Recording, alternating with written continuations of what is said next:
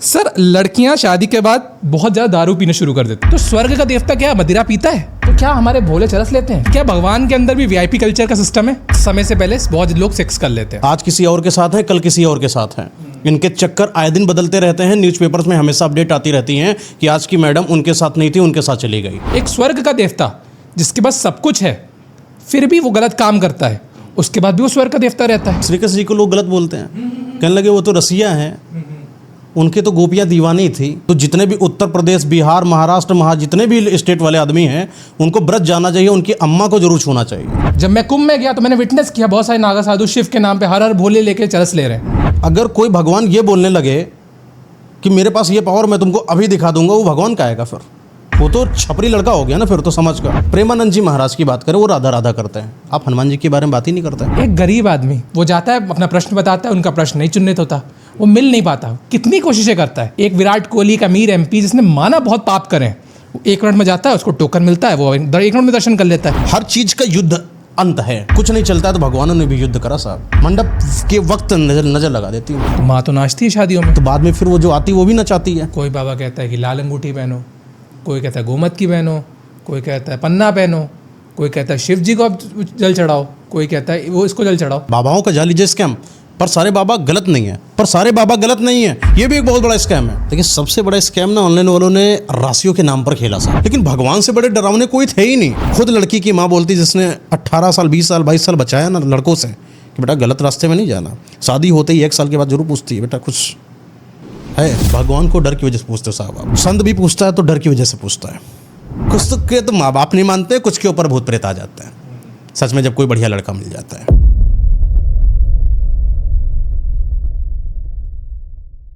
एक बहुत बड़े शायर हुए हैं जॉन ऑलिया साहब। जॉन ऑलिया साहब फरमाते हैं, मर चुका है दिल फिर भी जिंदा हूँ मैं, मर चुका है दिल फिर भी जिंदा हूँ मैं, जहर जैसी कोई दवाई चाहिए। क्या बात है। मर चुका है दिल फिर भी जिंदा हूँ मैं, जहर जैसी कोई दवाई चाहिए। पूछते हैं आप कैसे हो तुम, मैं ठीक हूँ बस दुआएं चाहिए। Welcome to the show mister हाई थिंग सर।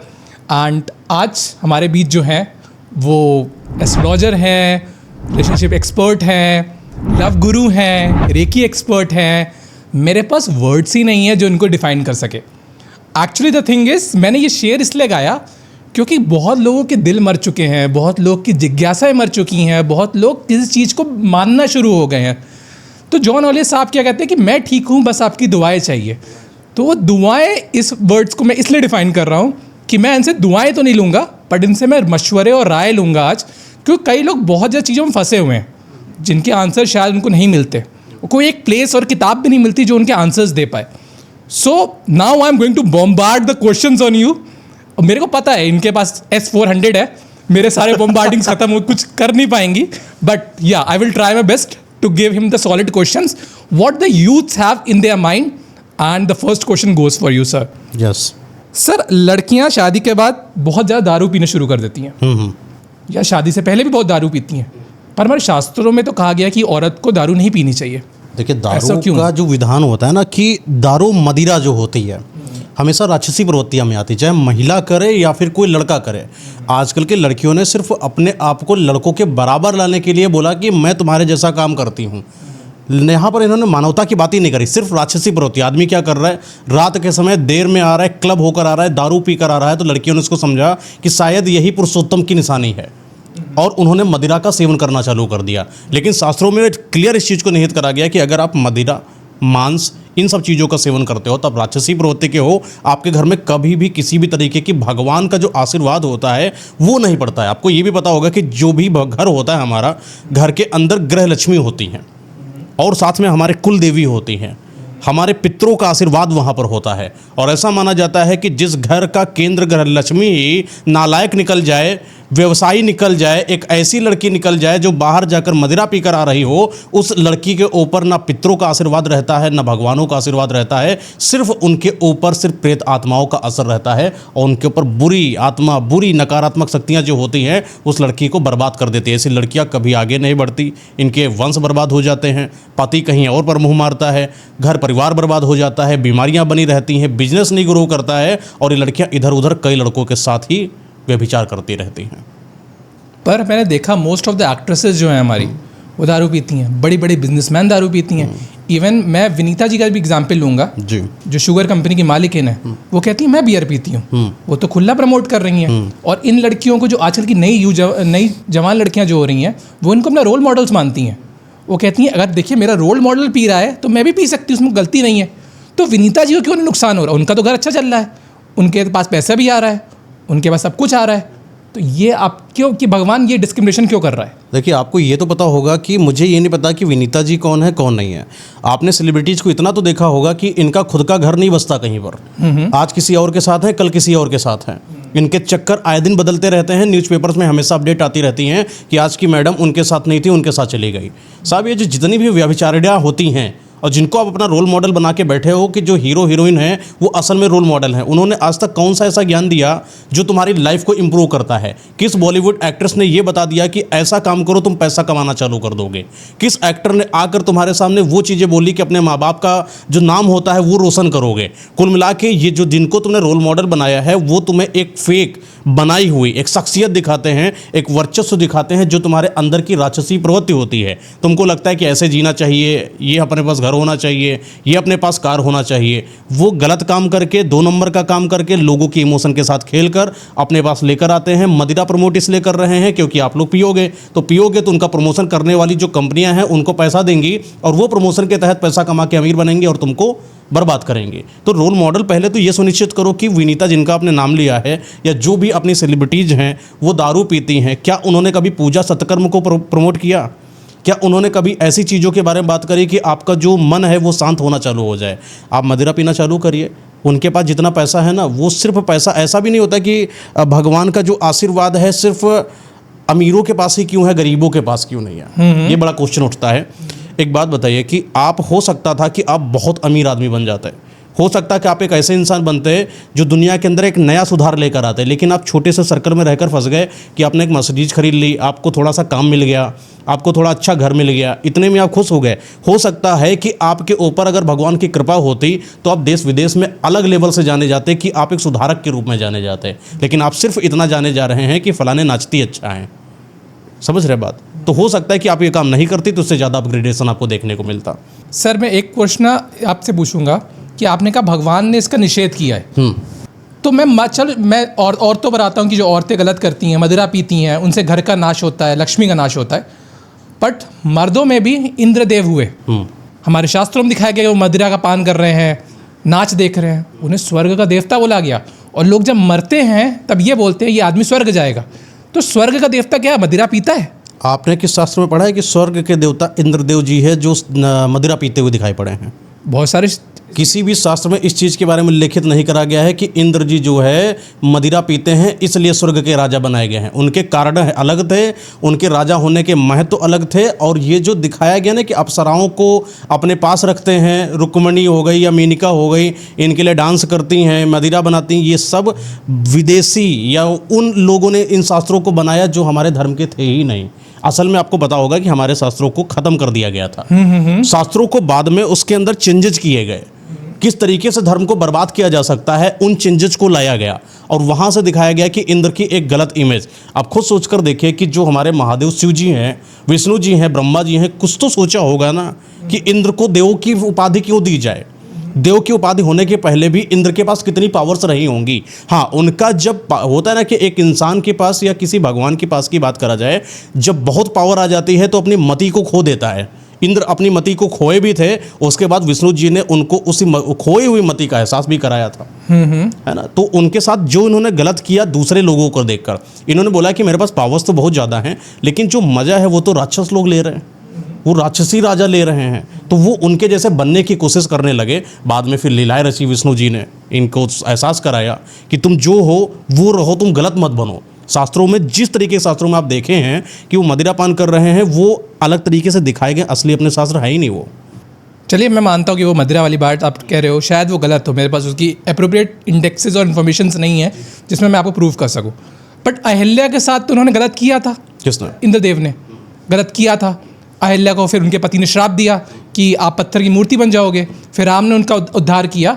एक स्वर्ग का देवता जिसके पास सब कुछ है फिर भी वो गलत काम करता है, उसके बाद भी वो स्वर्ग का देवता रहता है। उसके बाद कहाँ रहता है? हटा दिया गया था। उसके बाद उपाधि कहाँ दी गई थी इंद्र जी को? आपने इसके बारे में शायद नहीं पता। उपाधि हटा ली गई थी उनको, बाद में इसका श्राप भी मिला था इंद्रदेव जी को। अब अगर कोई इंसान गलत करेगा उसको जाहिर सी बात है कुछ ना कुछ तो परिणाम देखने को मिलेगा। ये तो मेरे को वो सिस्टम लगता है जिसमें एक एसपी को कुछ टाइम के लिए सस्पेंड किया, थोड़ी सी पनिशमेंट दी, वापस उसको अंदर कर लिया फिर से। हर एक चीज़ के पीछे लीलाएं होती है। देखिए, आप किसी पर क्वेश्चन करेंगे कि अहिल्या को उन्होंने ऐसा क्यों करा, हो सकता हो कि उसका एक जो संयोग बन रहा है उसका आने वाले समय में भी उसका कोई मतलब हो। जैसे कि श्री कृष्ण जी वहाँ पर थे हमारे यहाँ पर, ठीक है, वो चाहते तो द्रौपदी की जो साड़ी जब खींची जा रही थी वो पहले ही रोक देते, लेकिन उन्होंने नहीं रोका। अगर भगवान चाहते तो राक्षस को कब का ख़त्म कर देते। उनके पास क्या क्या नहीं था, राक्षस को ख़त्म करने की क्षमता थी उनके अंदर, लेकिन उन्होंने पहले उस चीज़ को होने दिया जिससे तुम ये समझो कि गलत क्या है। जब भगवानों ने मनुष्य की उत्पत्ति तब उन्होंने सिर्फ मनुष्यों को बनाया। ये नहीं बनाया था कि तुम्हारे ये भाई हैं, तुम्हारे ये चाचा हैं, तुम्हारे मामा, ऐसा कुछ भी नहीं था। सिर्फ इंसान बनाया, मेल बनाया, फीमेल बनाया। पहले तो मेल ही बनाया, फिर फीमेल आती हैं, लेकिन आपस में जब सामंजस्य बना नहीं तो धीरे धीरे इनको आगे अपग्रेड करा गया। इन दोनों के बीच में इमोशन को पैदा किया गया जिससे ये एक दूसरे के साथ मिलें, संभोग करें, आगे जीवन बढ़े, वंश का आगे वृद्धि होना चालू हो जाए। लेकिन देखा कि इन दोनों के बीच में कभी कोई टकराव नहीं हो रहा है, कभी लड़ाई झगड़ा नहीं चल रहा है। ये लोग एहसास कैसे करेंगे इमोशन क्या होता है। इमोशन को भगवान ने बताया कि क्रोध भी एक इमोशन है, प्यार भी एक इमोशन है, भय भी एक इमोशन है, और किसी को परेशान भी कर देना ये भी एक इमोशन है। लेकिन गलत क्या है और सही क्या है, ये चीज़ का निर्णय अगर मैं आपको बताऊं कि वहाँ पर रास्ते में जाना ऐसा हो जाएगा, आप नहीं मानोगे। लेकिन जब चीज़ वो आपके साथ हो जाएगी तब वो चीज़ मानने के लिए आप विवश हो जाओगे। तो भगवान ने पहले हमारे यहाँ लीलाएँ करी, गलत दिखाया, फिर गलत को सही किया जिससे तुम्हें ये पता चले कि गलत क्या है। तो किसी भी भगवान की लीला पर क्वेश्चन करके पूरे सृष्टि के बनाए हुए नियमों को हम लोग उल्लंघित नहीं कर सकते। हो सकता है कि उनका ये जो उल्लंघन है, हो सकता है कि दुर्योधन का गलत जो व्यवहार रहा, हो सकता हो कि साड़ी खींचने का जो व्यवहार जो गलत आपको लग रहा है वो उसका विधि का विधान हो, उसका मतलब हो जिसके लिए उनका जन्म हुआ। राक्षस वो रावण ने गलत किया, सीता को हरने की कोशिश करी, सीता माता को। क्या ये बात श्री राम जी को पता नहीं थी? छाया सीता भेज दी।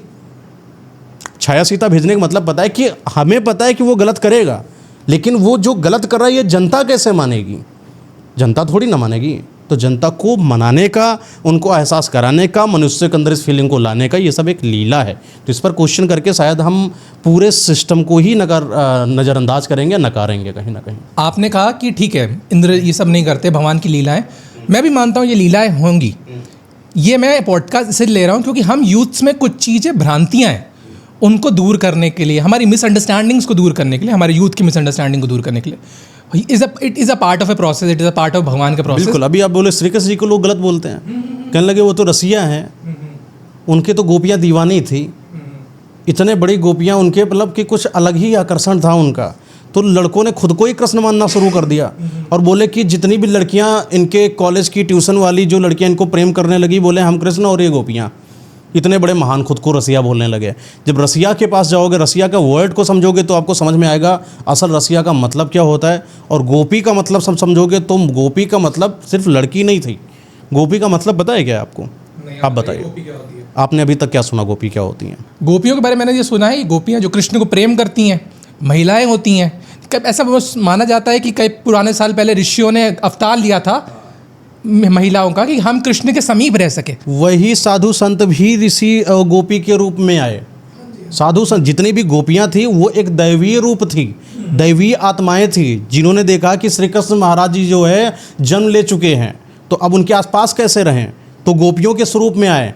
कई बुजुर्ग के स्वरूप, गोपियाँ सिर्फ वो 18 साल की लड़कियां नहीं थी आजकल के दिमाग में पनपा हुआ गंदा सवाल, वो बुजुर्ग महिलाएं भी थी, वो बुजुर्ग आदमी भी थे, वो वहाँ के जानवर भी थे जो उनको कृष्ण को प्रेम करते थे।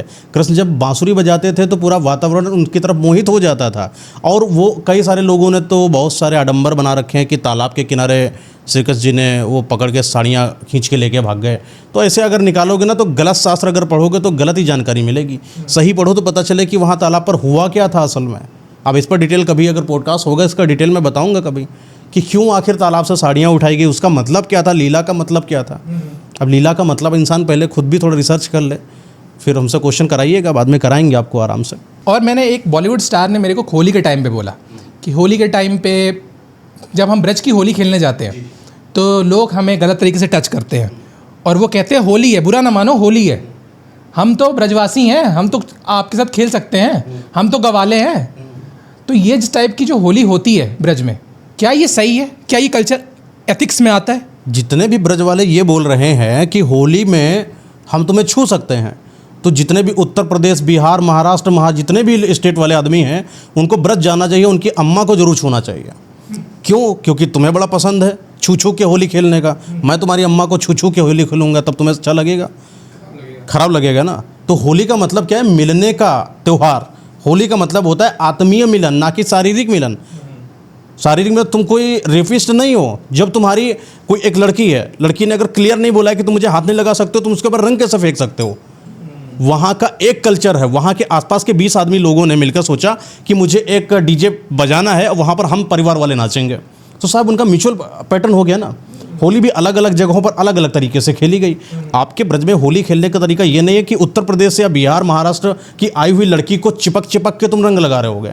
ये तो बदतमीजी है। ये अवसर है, ये त्यौहार के नाम पर धर्म को नीचा दिखाने का एंगल है। यहाँ पर भी मैं सिर्फ हिंदुओं की बात नहीं कर रहा, यहाँ पर कई विरोधी धर्म वाले आते हैं और हिंदू चोला धारण करने के बाद गलत तरीके से लड़कियों को छूकर उनको अपमानित करते हैं, बेइज्जत महसूस कराते हैं। धर्म को नीचा दिखाने का, नीचा गिराने का सबसे अच्छा तरीका है कि किसी भी एक त्यौहार को हथिया लो और उस पर जो है अभद्रता फैलाना चालू कर दो। हम वापस चलते हैं उस ट्रैक पे मदिरा के। आपने कहा मदिरा गलत है, तो मदिरा गलत है तो नशे से रिलेटेड सारी चीज़ें गलत है। हाँ बिल्कुल गलत है। हाँ मतलब चरस भी गलत है, चरस भी गलत है, गांजा अफीम सब गलत है। मैं IIT बाबा से मिला था जी, मेरे सामने उन्होंने कम से कम ना कहते हुए भी 1 घंटे के अंदर 3 बार चरस ले ली। तो मैंने एक बार उनसे प्रश्न पूछा कि ये तो गलत है, ये तो गलत मैसेज दे रहे हो आप बच्चों को। तो कहता है ये तो मैं शिव के नाम पे करता हूँ। And the same statement is given by IIT बाबा की बहन to me on the this WhatsApp and Instagram कि अभय सिंह ने तो ये चीज़ धर्म के नाम पे चालू करी है, साधुओं के साथ रह के। जब मैं कुंभ में गया तो मैंने विटनेस किया, बहुत सारे नागा साधु शिव के नाम पे हर भोले लेके चरस ले रहे हैं। तो क्या हमारे भोले चरस लेते हैं? क्या हमारे भोले चरस से खुश होते हैं? देखिए भोले जी जो हमारे महादेव जी थे, उन्होंने चरस क्यों लिया था? समाज में इतना अभद्रता फैल चुकी थी, बोले कि सब कुछ लाओ, गंदगी कितनी है सब लाओ। समुद्र मंथन हुआ, हलाहल विष निकला, कौन कौन करेगा? राक्षस की लड़ाई हो रही, भगवान की लड़ाई हो रही, आपस में देवताओं की लड़ाई चल रही। समझ में नहीं आ रहा है कि इस वाले विष को पिए कौन? शिव जी बोले लाओ, ले लिए। समाज में जितनी भी अभद्रता थी, शिव जी बोले हमें दे दो। मदिरा पान पीते हो सब लोग बर्बाद हो जाओगे, ये सब हमें ला दो। तुम सब लोग चरस अफीम वगैरह खा के अपने शरीर को बर्बाद करो, ये सब हमें दे दो। बोले कि भूत प्रेत आत्मा जितनी भी हैं, जितनी भी, अगर हम बात करें ब्रह्म राक्षसों की बात करें, हम प्रेत राजों की बात करें, हम छत्रपालू की बात करें, हम डाकिनी साकिनियों की बात करें, बोले कि जितने भी ये अराजकता जो फैला रहे हैं, ये सारे के सारे मुझको लाओ।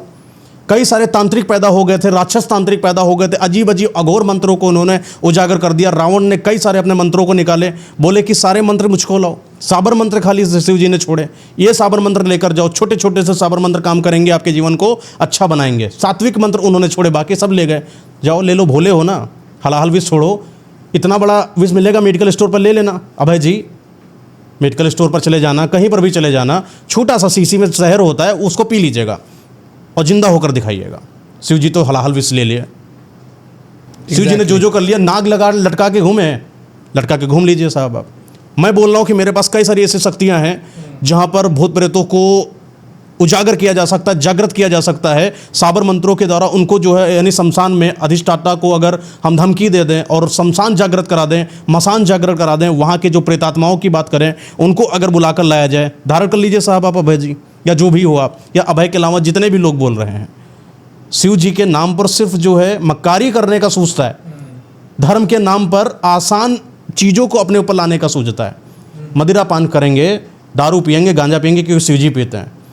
कृष्ण बनेंगे, जाओ कृष्ण के जैसे ऐसे उंगली पे उठा दो जाके पूरा वो गोवर्धन पर्वत उठा दो, नहीं उठा पाओगे। केवल वो करोगे जो तुम्हारे लिए सही है, जो तुम्हारी सहूलियत देता है, सिर्फ उसको तुम धर्म मानते हो। धर्म मानो तो सब मानो। निकाल दो अपने यहाँ से गंगा चांद लगा दो। सही बात है। अरे उनकी बात ही आप छोड़िए, वो अपने आप को कल्कि कहते हैं। कल्कि विष्णु का अवतार है जो प्रकट होगा आगे। साथ ही साथ कहते हैं मैं कल्कि हूँ। विष्णु का एक 7वां अवतार हुआ था राम। राम ने कहा था कि पिता आप कहते हो तो मैं संन्यास चला जाता हूँ, आप कहते हो तो मैं वनवास चला जाता हूँ। माँ की आगे सबसे बड़ी, आते ही केकई के पैर छुए। और ये कैसा कल की अवतार है विष्णु का जो कहता है माता पिता से दूर हो जाओ, लोगों से बात ना करो। क्या ये फ्रॉड है? क्या विष्णु अवतार ऐसा हो गया है? पागलपन है। श्री राम जी ने कभी अपने को वो बोला कि मैं विष्णु का अवतार हूँ? नहीं। उनको पता था। सीता माता जी जानती थी। क्या किसी ने बोला? अगर कोई भगवान ये बोलने लगे कि मेरे पास ये पावर मैं तुमको अभी दिखा दूंगा, वो भगवान का आएगा? फिर वो तो छपरी लड़का हो गया ना फिर तो, समझ का कि तुम जानते नहीं हो कि मेरे पास कितना पावर, अभी विधायक का फ़ोन अभी बुला के तुमको अंडर करा देंगे। छपरी स्टेटमेंट इसको बोला जाता है, जिसको तमीज़ नहीं है, इमेच्योरिटी की निशानी है। भगवान को इतना पता है कि मेरे पास पावर क्या है, और जिसके पास पावर होती है वो दिखाने की जरूरत नहीं होती है। कल की अगर होते ना तो अब तक की नाश कर रहे होते यहाँ पर, समझ रहे हैं? वो तो खुद का नाश कर रहा है। वो पता नहीं, हो सकता है कि कल की वगैरह तो नहीं हो, लेकिन जरूर किसी सपने में या कोई कहीं देखा होगा, उस वजह से उनकी कोई नस फट गई होगी मेंटल। हाँ, वो फटी हुई नस जो है अपने आप को कल की, इसको अगर आप साइंस में जाओगे इसको डिसऑर्डर बोला जाता है। हाँ, जो कभी कभी इंसान अपने को ही राजा मानने लगता है। वो कई लोगों ने अपने OCD के प्रॉब्लम देखा होगा। हाँ। है ना, एकदम उसे छुएंगे नहीं कोई चीज़, वो अपने आप को बहुत ही ज़्यादा महान बना ले, उसको कोई वो प्रॉब्लम है। वो भगवान की कोई कृपा नहीं है। और अगर भगवान की कृपा होगी तो उनके अंदर ये मदिरा, ये दारू, ये सब शराब और ये मांस को प्रसाद के रूप में आप बता रहे थे कि ले लेंगे, ये सब चीज़ें नहीं होती हैं। ये गलत व्यवहार है। अगर उनका हो, कभी हमारे साथ बैठे, मैं उनको ज़रूर एक बार पूछूंगा। अगर भगवान है तो मैं कुछ नहीं कहता, कुछ और भी चीज़ें पूछना चाहूँगा उनसे, वो जवाब नहीं दे पाएंगे। छोड़ो, अब उनसे पूछने मतलब नहीं दे पाएंगे, क्योंकि मैंने दोनों कैरेक्टर्स को देखा है और दोनों को मैंने अपने लेवल पे जांचा है। सेकंड चीज़, मैं अब एक क्वेश्चन जो करूँगा, दैट्स अ क्वेश्चन जो हमारे यूथ में बहुत ज़्यादा फैल रहा है। शायद इसके आंसर्स के लिए लोग भटक रहे हैं, बट उनके पास आंसर्स के लिए अप्रोप्रिएट कोई टेक्स्ट और वो नहीं मिल रहा है। द वन पर्सन इज़, मैं दोनों की रिस्पेक्ट करता हूँ, बागेश्वर धाम जी के सरकार धीरेन्द्र शास्त्री जी महाराज। वो कहते हैं मैं पर्चा खोलता हूँ, ये महाराज की कृपा है, बागेश्वर धाम हनुमान जी की कृपा है। मैं नो डाउट उसमें क्वेश्चन नहीं करता, बिल्कुल क्वेश्चन नहीं करता। बट प्रेमानंद जी सिमिलरली कहते हैं कि है किसी में दम तो मेरा पर्चा खोल दो, है किसी में दम तो मेरी मृत्यु का डेट बता दो, है किसी में दम तो मेरी दोनों किडनियाँ कैसे ठीक होती हैं वो ठीक करके दिखा दो। ये दो स्टेटमेंट्स हैं, दो बड़े बड़े लोग की दो स्टेटमेंट्स हैं, जिसमें आदमी के अगर मैं सुनता हूँ तो मैं परप्लेक्स हो जाता हूँ। मैं समझ में नहीं आता कि मैं प्रेमानंद जी को फॉलो करूँ कि मैं धीरेन्द्र शास्त्री जी को फॉलो करूँ। Now the question is to you. देखिए, सीधी सी बात है कि हर लोगों ने अपने अपने भगवानों को बना लिया। भगवान ने कभी नहीं बोला कि हमारे बीच में कम से कम ये जो डिफरेंस है वो पैदा करके बताओ। भगवान ने लोग भगवान एक होते हैं। हमारे हिंदू धर्म के हर जगहों पर आपने भगवान को देखा होगा। पृथ्वी में भी भगवान देखा है, आकाश में भी भगवान देखा, आग में भी भगवान देखा, पानी में भी भगवान देखा। लेकिन जब भगवान से इस चीज़ के बारे में चर्चा करी जाती है तो शास्त्र बताते हैं कि भगवान सिर्फ एक है, उनके अंग है। जैसे हमारा शरीर है, ये मेरा हाथ है, ये मेरा सर है, ये मेरा, ठीक है ना। अब अगर मैं बात बताऊँ कि फेस वॉश की अगर बात हो तो फेस वॉश कहाँ लगाएंगे साहब आप? मुंह पे लगाएंगे, यहाँ तो नहीं लगाएंगे ना। तो उसका जो काम है उसी को साध है। प्रेमानंद जी महाराज की बात करें, वो राधा राधा करते हैं। आप हनुमान जी के बारे में बात ही नहीं करते। वो अपने धीरेन्द्र शास्त्री जी हनुमान जी के बारे में बात करते हैं, तो हनुमान जी के बारे में जानते हैं। जो जिस भगवान को समझ लेता है उनके बारे में जानकारी इकट्ठा करना चालू कर देता है। अगर प्रेमानंद जी महाराज को लगता है कि धीरेन्द्र शास्त्री जी जो है गलत कर रहे हैं, वो पर्चा खोलना नहीं जानते हैं, तो एक बार आप जाकर धीरेन्द्र शास्त्री जी से इस चीज़ के लिए साक्षात करके देखिए ना कि कैसे नहीं जानते हैं। हनुमान जी के जो अनन्य भक्त रहे हैं, उनके अंदर पर्चा खोलने की क्षमता छोड़ दीजिए, वो अगर आपके सामने बैठ जाएं, आपके ऊपर से नीचे तक सब बता देंगे कि आप हैं कौन, कितने पानी में हैं, कहाँ पर हैं आप। प्रेमानंद जी महाराज जी भी कोई मतलब कि कम नहीं, वो भी राधा रानी का जाप करते हैं, उनका आशीर्वाद उनके ऊपर है। किडनियाँ कहते हैं कि हम फेल हैं, लेकिन तब भी किस तरीके से उनके चेहरे पर तेज देखने को मिलता है, तेज है ना, उनका ओस देखने को मिलता है। इतने बुजुर्ग होने के बावजूद भी कोई कह नहीं सकता है कि ये सही से चल भी नहीं पाएंगे। वो सब चल रहे हैं, बोल रहे हैं। उनकी आवाज़ में कर्कशता देखिए, किस तरीके से ठहाके से हंसते हैं। ऐसा लगता है कि कोई जवान आदमी हो, जैसे कि कोई 17-18 साल का लड़का हो। तो उनके अंदर वो राधा रानी जी की कृपा है, उनके ऊपर भगवान हनुमान जी की कृपा है ना। तो हनुमान जी का अलग है, वो पर्चा खोलते हैं और पर्चे में उनको दिखता भी है। पर्चा तो चलिए मैं मान लेता हूँ कि धीरेन्द्र शास्त्री जी खाली कर रहे हैं, लेकिन मुझे इतना भी आभास है कि धीरेन्द्र शास्त्री महाराज अगर किसी को देख लें उसके बारे में 7 पीढ़ियों तक बता देंगे सब। इतना दम होता है हनुमान जी के अनन्य भक्तों की में। चलो, मैं तो ब्लेस हूँ, मेरे को तो वो मिले भी हैं। हाँ, धीरेन्द्र शास्त्री जी जो उनके पास आप बैठ बस जाएँ। ऐसे लोगों, ऐसे आत्मा के पास कहते हैं ना कि उन्होंने सत्संग करा है, आप उनके सत्संग में सिर्फ एक बार भागीदार हो जाइए, आप समझिए उस आत्मा के समीप हो गए आप। कहते हैं कि जो एक पुण्य आत्मा होती है उसकी 600 मीटर की रेंज में अगर आप मात्र बैठ ही जाते हो ना, आपकी आत्मा शुद्ध होना चालू हो जाती है। चलिए मैं आपको अपना एक्सपीरियंस बताता हूँ।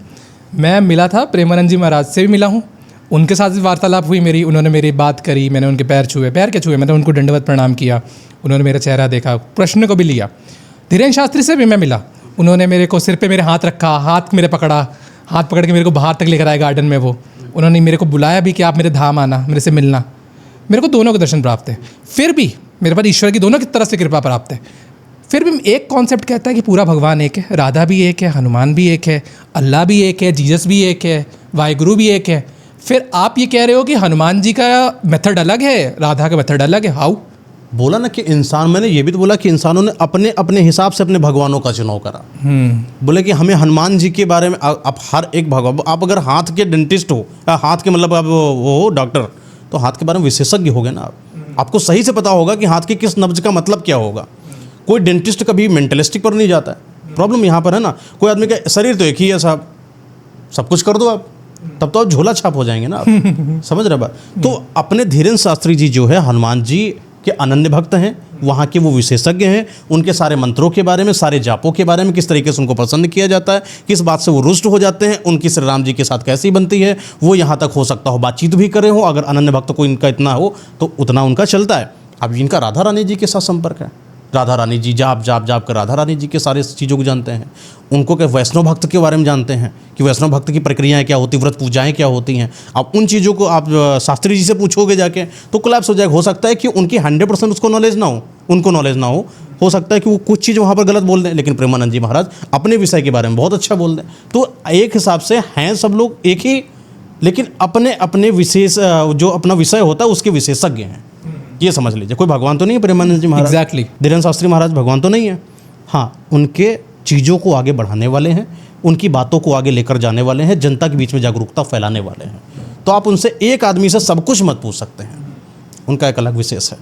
मैंने एक प्रश्न प्रेमानंद जी लोग से पूछा था, शायद वो टीवी पे भी नहीं आएगा भी नहीं, क्योंकि मैंने जब उनसे पूछा कि जब कोई बड़ा वीआईपी आता है, एमपी आता है, विराट कोहली आता है, उसके लिए द्वार 1 मिनट में खुल जाते हैं। वो जाता है, एकांत वार्तालाप के लिए समय लेता है, 1 मिनट मिल जाता है।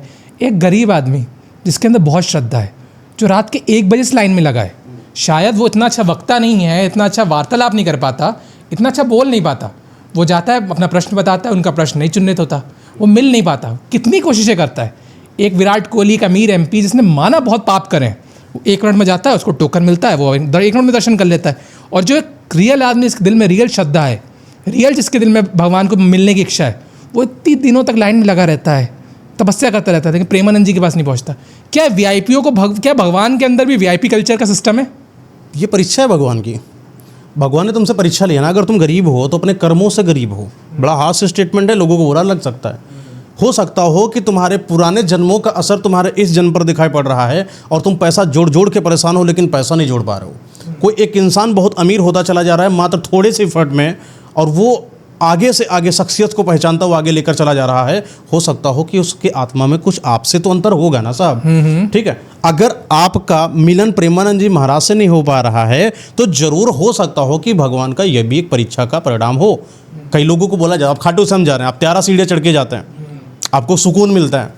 कोई लोग सीधे चले जाते हैं, उनको वो सुकून नहीं मिल रहा है। भगवान जी बोल रहे हैं कि तुमको इतना मैंने सामर्थ्य तो दे दिया कि तुमको मैंने वीआईपी ट्रीटमेंट करा दिया, तुम हमसे डायरेक्ट मिल सकते हो, लेकिन जो संघर्ष है वो तो तुम्हारा हमारे प्रति दिखाई नहीं पड़ता।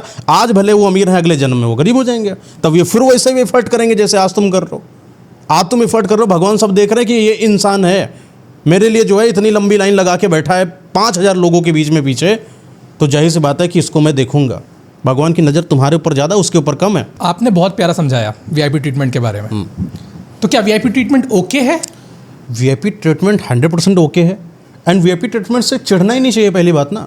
या तो अगर आपको चिढ़न है साहब, एक बात बताइए, आपको ये पता चल जाए कि रास्ते में कोई आपको मार के गया है, तो आप चिढ़ेंगे, रोएंगे, कोने में बैठेंगे, या अपने आप को इतना ताकतवर बनाएंगे कि इसको 1 मारा 5 मार के आएंगे, 1 मारा 5 मार कराएंगे। ये क्वालिटी होनी है। जब मर्द हो, महिला हो, आपके अंदर भगवान के अंश हो, अहम ब्रह्मास्म हो, काहे का डर है? वो वीआईपी ट्रीटमेंट जा सकता है विराट कोहली, तुम काहे नहीं जा सकते?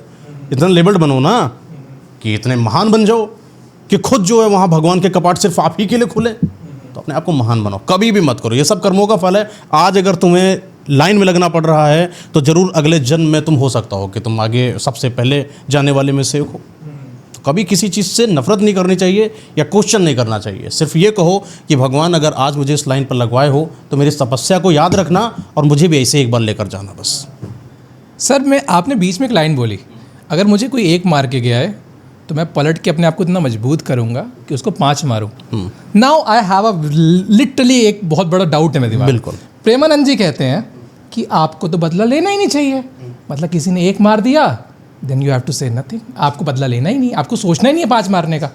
देन ये क्यों है? प्रेमानंद जी महाराज देखिए हमारे बुजुर्ग हैं, ठीक है ना, और बुजुर्गों की हमेशा सलाह रहती है कि बेटा एक काम करिएगा, शांति से रहो, घर बार तुमको चलाना है, कभी गलत काम मत करो। और संतों की वाणी है, जरूर इसमें भी कोई रहस्य होगा, लेकिन सीधी सी बात मैं एक बात बताऊं कि अगर इसमें रहस्य है, श्री कृष्ण मेरे भगवान हैं, अगर भगवान ने ये बात समझी होती तो महाभारत नहीं होने देते।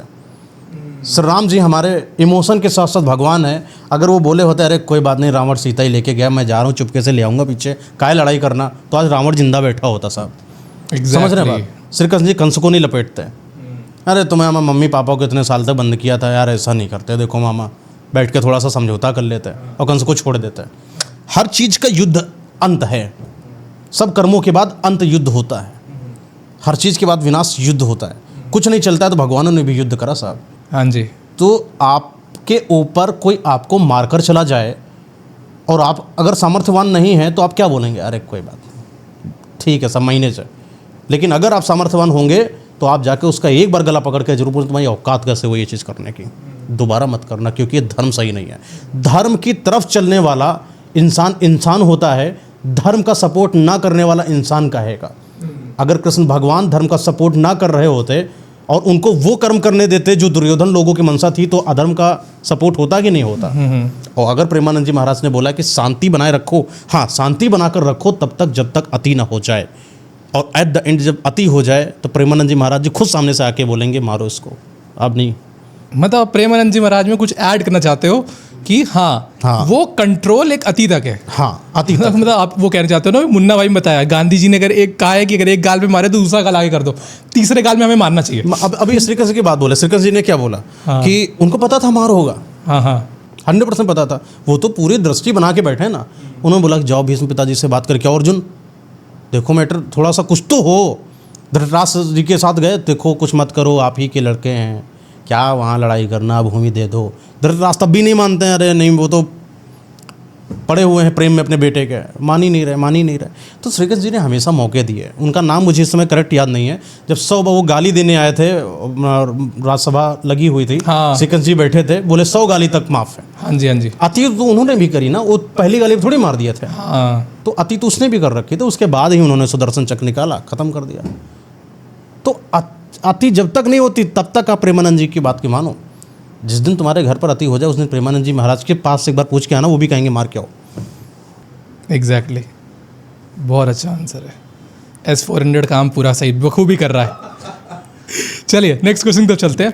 क्वेश्चन है कि दिवाली के टाइम पे हमें बचपन से सिखाया गया है, हमारे बड़े बुजुर्ग कहते हैं कि जब दिवाली के टाइम पे बहुत टोना टोटका होता है, रात को निकलना नहीं चाहिए, लोग चौराहे पे टोटका करके जाते हैं, उसको क्रॉस नहीं करना चाहिए, ये नहीं करना चाहिए। दिवाली के दिन ऐसा क्या होता है कि लोग रात को टोटका करते हैं, और वो तो इतना ऑस्पिशियस दिन है, इतना अच्छा दिन है, राम भगवान आए हैं, त्यौहार है जिसमें दिए जलते हैं, उस दिन ये अंधकार क्या होता है? देखिए राम भगवान तो आए हैं, आपको ये भी पता होगा कि जब भी कोई दिव्य दिन होता है, दिव्य के साथ ही साथ वहाँ की रात बड़ी भयानक होती है। जब भी कोई त्यौहार आते हैं, त्योहारों के समय भले ही दिव्य चीज़ें हो रही होती हैं, लेकिन वहाँ पर नकारात्मकता भी सबसे ज़्यादा अपनी चरम सीमा पर होते हैं। वो रात का पहर 10 के 12 बजे के बाद, ये तांत्रिकों का वो समय होता है जब वो दीपावली का इंतज़ार कर रहे होते हैं सालों से। आज भी कई सारे ऐसे अघोर हैं जो शमशान में बैठकर रोज़ जाकर चिता पर धूनी देकर आते हैं, दीपक जलाकर आते हैं, तिल का ताड़ जलाकर आते हैं, और वहाँ पर एक चीज़ समझ में आती है कि अघोर आज भी इस चीज़ के लिए तैयार हैं कि कब दीपावली होगी। और उस रात में जब सारे के सारे लोग दिव्य की तरफ होंगे, दिव्यात्माओं की तरफ होंगे, तब उनके जहन में किसी भी तरीके का दिमाग का जो संशय होता है या डर होता है या किसी के प्रति नफरत होता है या दिमाग लगाना होता है, ये सब नहीं होता। आपने देखा हो त्यौहार है, आपके अंदर कोई बहुत सारे सवाल नहीं चलते, बहुत बड़ा बिजनेस करना है भी नहीं चलता, किसी की प्रति जलन नहीं होती है, तब आपका आत्मा क्या होती है, एकदम शांत होती है।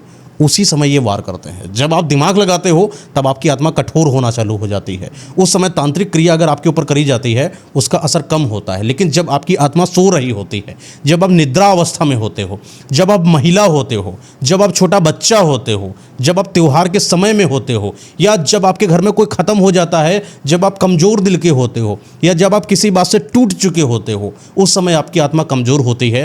ये वही सही वक्त होता है जब तांत्रिक की गतिविधियाँ ज़्यादा चरम सीमा पर होती हैं और किसी भी आत्मा को अपना गुलाम बनाने की क्षमता रखती हैं।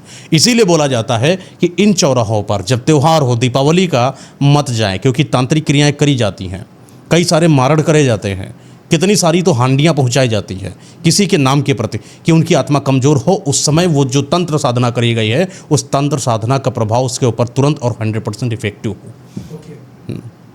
तो मतलब उस समय हमें क्या प्रिकॉशंस लेने चाहिए, क्योंकि दिवाली आ रही है, तो एक आम आदमी है, एक छोटा बच्चा है जिसके जो पीसफुल है और वो है, तो उनको जैसे आपने चीज़ समझाई, तो उन्हें ऐसे क्या प्रिकॉशंस लेने चाहिए, क्या क्या चीज़ें देखनी चाहिए, क्या क्या चीज़ें मेज़र करनी चाहिए कि ये चीज़ उनके फैमिली पे या उन पे ना हो। देखिए, सूर्यास्त के समय के बाद जो होता है बहुत खतरनाक होना चालू होता है। सूर्य ढलने के साथ साथ कई सारी बाहर की भूत प्रेत योनियाँ उजागर होना चालू हो जाती हैं।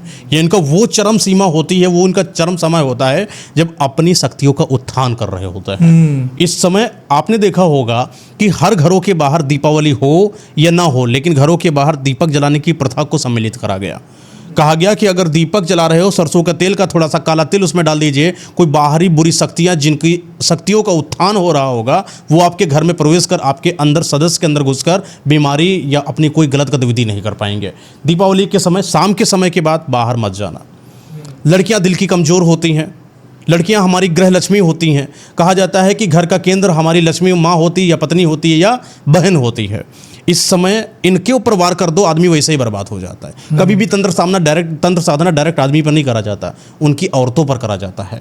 औरतों के ऊपर भूत प्रेत ज़्यादा आते हैं, औरतों को ज़्यादा परेशानी देखने को मिलती है। पीरियड्स में कमज़ोर होती हैं, गर्भ धारण कर रही कमज़ोर होती हैं, पति ने कुछ गलत बोल दिया, डिप्रेशन में है, कमज़ोर अवस्था में है, वार कर दिया तंत्र साधना का। इसलिए महिलाओं को शाम के समय के बाद बाहर नहीं जाना है, खुले बाल करके मत जाना।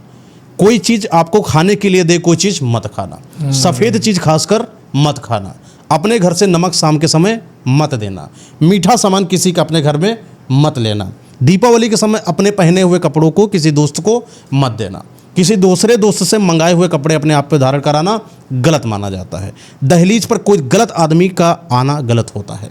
अपने घर के मुख्य दरवाजे पर दीपावली के दिन बाहर मिलो, बाहर सब कुछ करो। अपने घर पर एक दीपक जला लो, कड़वे तेल का, थोड़ा काला तिल डाल लो, उस पर सफ़ेद तिल डाल लो, उसके बाद उसको दहलीज पर रखो और चप्पलों को बाहर उतार कर अपने घर में प्रवेश करो। क्योंकि आपके चप्पलों के अंदर बाहर कहाँ कहाँ पर चल के आए हो तो आपको भी नहीं पता। हो सकता हो कोई ऐसी गलत चीज़ पर आपने पैर रख दिया हो और वो पैर के सहारे आपके अंदर प्रवेश कर जाए। इसलिए अपने आप को संभालो, क्योंकि ये वो समय है जब इतनी अघोर साधनाएँ, तांत्रिक साधनाएँ, मारण क्रियाएँ जो होती हैं और जो शमशान घाट पर जिस्ताटा होते हैं, उनको जागृत जो किया जाता है, वो सब चरम सीमा पर होते हैं, आपको बर्बाद कर देते हैं। गरीबी आ जाती है, दरिद्रता, बीमारी, तबीयत खराब, बिजनेस लॉस, इंसान का ओज खत्म, चेहरा बर्बाद, शरीर बर्बाद, मरने चालू हो जाते हैं इंसानों। घर में पंचक काल लग जाता है, पितृ नाराज, कुलदेवी अप्रसन्न हो जाती हैं। ये सब जो चीज़ें हैं, ये तो आपने बताई कि ये सब नहीं करनी चाहिए, बट कुछ लोग होते हैं, मतलब एट द टाइम दिवाली का टाइम है, लोग हर चीज़ नोटिस नहीं। फॉर एग्जाम्पल आपके व्यूअर्स हैं, किसी हस्बैंड ने देखा, शायद वाइफ ने नहीं देखा, छोटे बच्चों ने नहीं देखा, और गलती से वो शक्तियाँ वो वापस घर में आ गई, वो चीज़ें आ गई।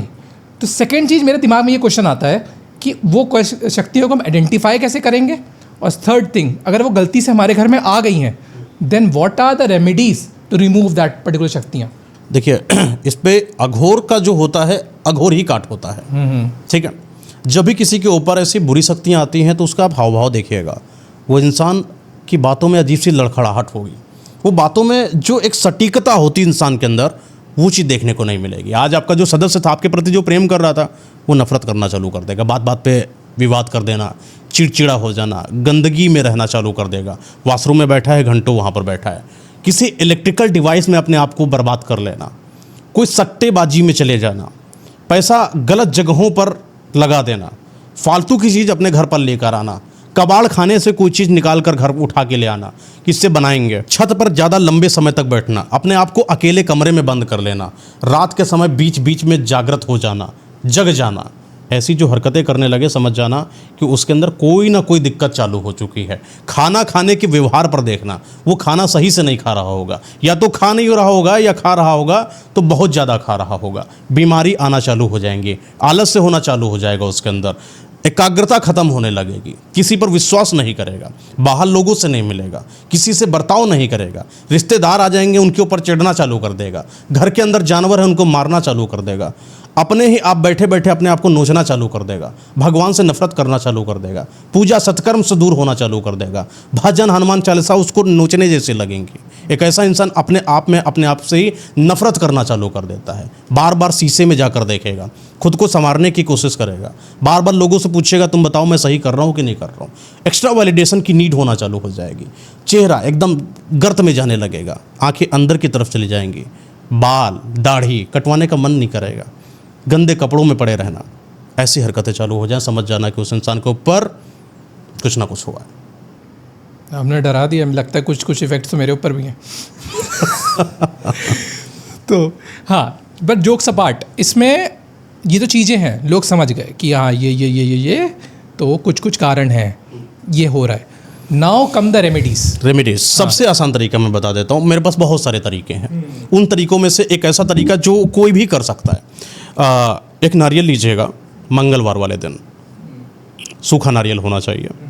सूखा नारियल पर जहाँ हनुमान मंदिर है वहाँ पर जाएंगे, अपने घर के पुरुष कोई भी जा सकते हैं, सिंदूर लगाया जाता है हनुमान जी को, वो सिंदूर लेकर आना, नारियल पर लगा देना, अपने घर के हर कोने में जाकर दिखा देना नारियल को।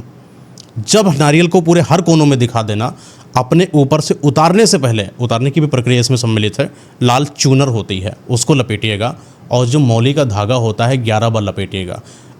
उसके बाद अपने ऊपर से एंटी क्लॉकवाइज 11 बार उतारिएगा। बाद में इस नारियल को छत पर ले जाइएगा, कपूर लीजिएगा, और गाय का जो सूखा गोबर होता है जिसको उपला बोला जाता है उसको रखिएगा, उसमें थोड़ा सा गुड़ डालिएगा, थोड़ी सी चीनी डालिएगा और उसको जला दीजिएगा। जलते हुए में नारियल को रखकर रात के समय 12 बजे के आसपास उल्टा वापस चले जाइएगा बिना देखे हुए। एक तो आपका यह रेमेडी हो गई। दूसरा करना है ओम हीम वस्त्रनाशम, एक मंत्र होता है। ओम हीम वस्त्रनाशम, वस्त्रनाशम, ये एक अघोर साधना में उपयोग करा गया। साबर मंत्रों में भी इसका उल्लेखन देखने को मिलता है। ओम हीम वस्त्रनाशम। ठीक है। करना क्या होगा, एक मटका लेना है जो मिट्टी का होता है, उसमें आपको पानी भर देना है, एक चाकू लेना है लोहे की, एक कलश लीजिएगा, और वो करवा चौथ में जो महिलाएं रखती हैं कलश तांबे का, उसकी हम बात कर रहे हैं, उसमें दूध रखिएगा, और पानी भरा हुआ आपका जो मटका है उस पर चाकू रखिएगा, चाकू की धार रखिएगा, ठीक है, और जो कलश से धीरे धीरे दूध उस पर डालिएगा चाकू पर, और सोचते जाइएगा अपने घर पर, अपने घर को इमेजिन करिएगा आंखें बंद करके कि मेरा घर यहाँ से शुरू होता है, यहाँ से बंद होता है, यहाँ से बंद होता है, यहाँ खत्म। अपने घर के किनारे किनारे एक रेखा बना लेना अपने मन में ही, लक्ष्मण रेखा समझो कि मेरा घर इसमें जो है सम्मिलित हो चुका है। और फिर ओम वस्त्रनाशम, ओम ह्रीम वस्त्रनाशम, और दूध डालते जाइएगा धार पर। जैसे जैसे धार पर दूध जाएगा वैसे वैसे आपके ऊपर की बुरी नज़र चली जाएगी। और बाद में ये जो पानी है इसको उठिएगा, अगली सुबह किसी बहते हुए जल में प्रवाहित कर दीजिएगा। सर मैंने आपको स्टार्टिंग में S400 तभी कहा था, आप बहुत लोगों को बचाने वाले हो इस समय। जो भी है लोगों को करना चाहिए। हाँ जी है। और माँ की मीठी नज़र लग जाती है कई बार। माँ की मीठी नज़र जानते होंगे, लोग कहते हैं कि माँ की नज़र कैसे लग सकती, माँ तो योद्धा होती हैं। बोले कि माँ से ज़्यादा प्रेम किसी बच्चे को कौन कर सकता है। मेरा बच्चा तो महान है, मेरे बच्चे से ज़्यादा कोई नहीं, मेरा बच्चा ऐसा है, मेरा बच्चे ने ये कर लिया, नज़र लग गई। आपने अपने बच्चे को नज़र लगा दिया साहब। इसीलिए माँ को कई बार आपने देखा होगा कि शादी के समय माँ को नहीं बुलाया जाता है। क्या फोकस किया आपने इस बात पर? नहीं। जब लड़का लड़की की शादी लेने जाता है उसके यहाँ पर माँ को नहीं लेकर जाया जाता है। शादी नहीं हुई ना मेरी। हाँ हाँ जी, इसलिए पूछिएगा किसी से, माँ को नहीं, माँ नहीं जाएगी, माँ देखेगी नहीं, नज़र लग जाती। मंडप के वक्त नज़र लगा देती माँ। ऐसा मानना है। माँ की सम्मिलन वहाँ पर नहीं होता। अब लोग हैं करने लगे जो बोले कि माँ तो मैं लेकर जाऊँगा, देखूंगा कौन कर रहा है, फिर तलाक होते हैं साहब आपके। तो माँ नहीं जाती अब शादी? माँ शादी में कभी भी लड़के के साथ नहीं जानी चाहिए, नियम ही नहीं है। माँ कैसे जा सकती है? तो माँ तो नाचती है शादियों में। तो बाद में फिर वो जो आती वो भी नचाती है। तो ये चीज़ एक आपने अच्छी बताई कि दैट फॉर आवर व्यूअर्स कि अगर वो कभी भी शादी करें देन प्लीज़ ट्राई कि अपनी मम्मा को आप ना लेके जाओ। सब कुछ माँ सारी प्रक्रियाएं कर सकती है, हर कुछ होता है, लेकिन माँ घर पर रहती हैं। अच्छा, माँ को घर पर रखने के पीछे कई कारण देखे गए। पहला तो आपको नज़र का बोल दिया, दूसरी माँ से ज़्यादा पावरफुल किसी को बोला नहीं गया। तो अब बात आती है कि माँ को घर पर रोका जाए और बाहर सबको छोड़ दिया जाए तो माँ अकेली रह जाएंगी, लेकिन नहीं, वो अकेली माँ तुम्हारे घर की बुरी शक्तियों से तुम्हारे घर और तुम्हारे औरे को बचा रही होती हैं। कहते हैं कि माँ की शक्ति जहाँ पर होती है वहाँ पर कोई भी बाल बाका नहीं कर पाता है। जब आपका बच्चा शादी करता है, जब आपकी बेटी शादी करती है और बेटा आपका जाकर वहाँ बच्ची के यहाँ पर लेने जाता है, तो घर पर कौन है? कोई नहीं। सारे रिश्तेदार तो रुकेंगे नहीं, रिश्तेदार चले गए, पिताजी चले गए, भाई चले गए, क्योंकि वहाँ सब संभालेगा कौन? बिटिया को लेने जा रहे हो तो घर पे कौन रहेगा? ताला बंद करोगे क्या? दादी हैं, दादी लोग भी आज चली गई। माँ को रुकना होता है। जब तक माँ रुकती हैं तब तक उस घर पर कोई बुरी नज़र नहीं आती। कहते हैं जिन घरों में शादियाँ होती हैं ना, उन घरों पर बुरी शक्तियों का वास होना चालू हो जाता है। और उस घर में अगर कोई ना रहे, ताला मार दिया जाए, उस लड़के के जाते ही बुरी शक्तियाँ इंतज़ार में बैठती हैं कब ये लड़की लेकर आए और कब हम इसके ऊपर अपनी छाया डाल दें। ओके। आपने देखा होगा कि आज के बहुत समय पहले की बात है, कई सारे जो बुजुर्ग हैं इस चीज़ के बारे में बात करते हैं। लड़की देखने जाना, तो लड़की देखने से पहले उसका घर देखना। घर में क्या देखा जाता है? आर देखा जाता है। गांव में मिट्टी के जब मकान हुआ करते थे तो वहाँ पर ऐसे और ऐसे करके एक जगह बनी होती थी मिट्टी के मकानों में। उन मिट्टी के मकानों में दीपक जलाया जाता था उस वाले आर में, जगह जो गड्ढा होता है। इसका मतलब क्या होता है कि इन घरों में कुछ तो गड़बड़ है। जिन घरों में आर देखने को मिल जाए, कोई लड़का है या लड़के वाले हो, आप लड़की को देखने जा रहे हो, तो देखिएगा कुछ खास बात है। उसके घर पर कोई ऐसी जगह नहीं होनी चाहिए जो बहुत सफाई से है, जो बड़ी साफ़ है। कोई बोले कि इनको कहाँ पूजा जाता है, एक खास भगवान वहाँ पर पूजे गए। उन भगवानों को जिस भी घरों में पूजा जाता है, उन भगवानों को ट्रांसफ़र करने का भी विधान बोला गया है। मतलब कि अगर आपके घर में कोई बाबा पूजे जाते हैं जो पुराने ज़माने से आपके बुजुर्गों ने पूजा था, ये पूजा क्यों था? क्योंकि उनके घर में पैसा नहीं था। उनके सपने में आया, बोला कि पैसा अगर चाहिए तो तुमको पूजना पड़ेगा हमें, तुम जो चाहते हो वो तुम्हें दे देंगे। और कुछ बाबाओं ने, कुछ अपने दादाओं ने एक्सेप्ट करा उन बातों को। शर्तें कुछ थी, पहली संतान तुम्हारी हरेंगे, पहली संतान तुम्हारा खत्म हो जाएगा। आपने पुराने ज़माने में कई लोगों को देखा हो, आजकल कोई पहली संतान मरते देखा है? नहीं। पहले देखोगे पहली संतान खत्म हो गई। बहुत लोगों को सुना होगा पहली संतान मेरी नानी जी के भी हुआ था, खत्म हो गई। हाँ जी। तो अब देखिएगा बात को, पहली संतान हर किसी की नहीं खत्म होती है। जिनकी खत्म होती है वहां पर भी विशेष क्वेश्चन होता है। संतान खत्म है, मतलब पहला वचन। दूसरा वचन क्या था? आपको हमें पूजना पड़ेगा जब तक आप हो। तीसरा है कि आपके घर में जितने भी आने वाली संतानें होंगी, जब भी उनकी शादी करोगे तो मुझे उनके घर में भी भेजना पड़ेगा।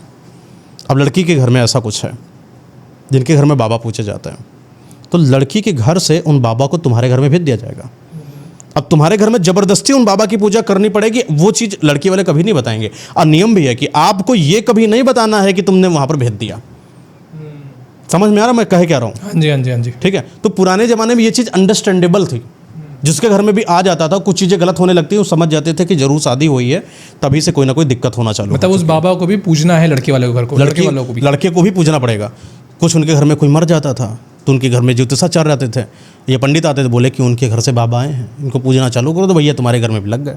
लेकिन आजकल तो कोई कॉन्सेप्ट है ना कि अभी आप उसको समझिए पूरा कि मैटर हुआ चालू हुआ कैसे हुआ। जब लड़की के घर से शादी होती है, डोली उठकर, आजकल तो कार में आती है, अपने घर पर आ रही हो ना, तो साथ में सिर्फ लड़की नहीं आती है, बहुत सारी आत्माएं भी आती हैं।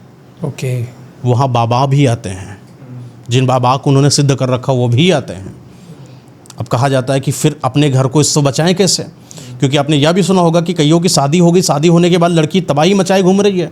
लड़की आने के बाद ज़िंदगी ख़त्म हो गई, लड़का ख़त्म हो गया, बाप बीमार रह रहा है, सास की बन नहीं पट रही, खा रही, नंद की उनके साथ नहीं बन पा रही है। ये भी सब विधि विधान में तुम्हारे कर्मों का फल है।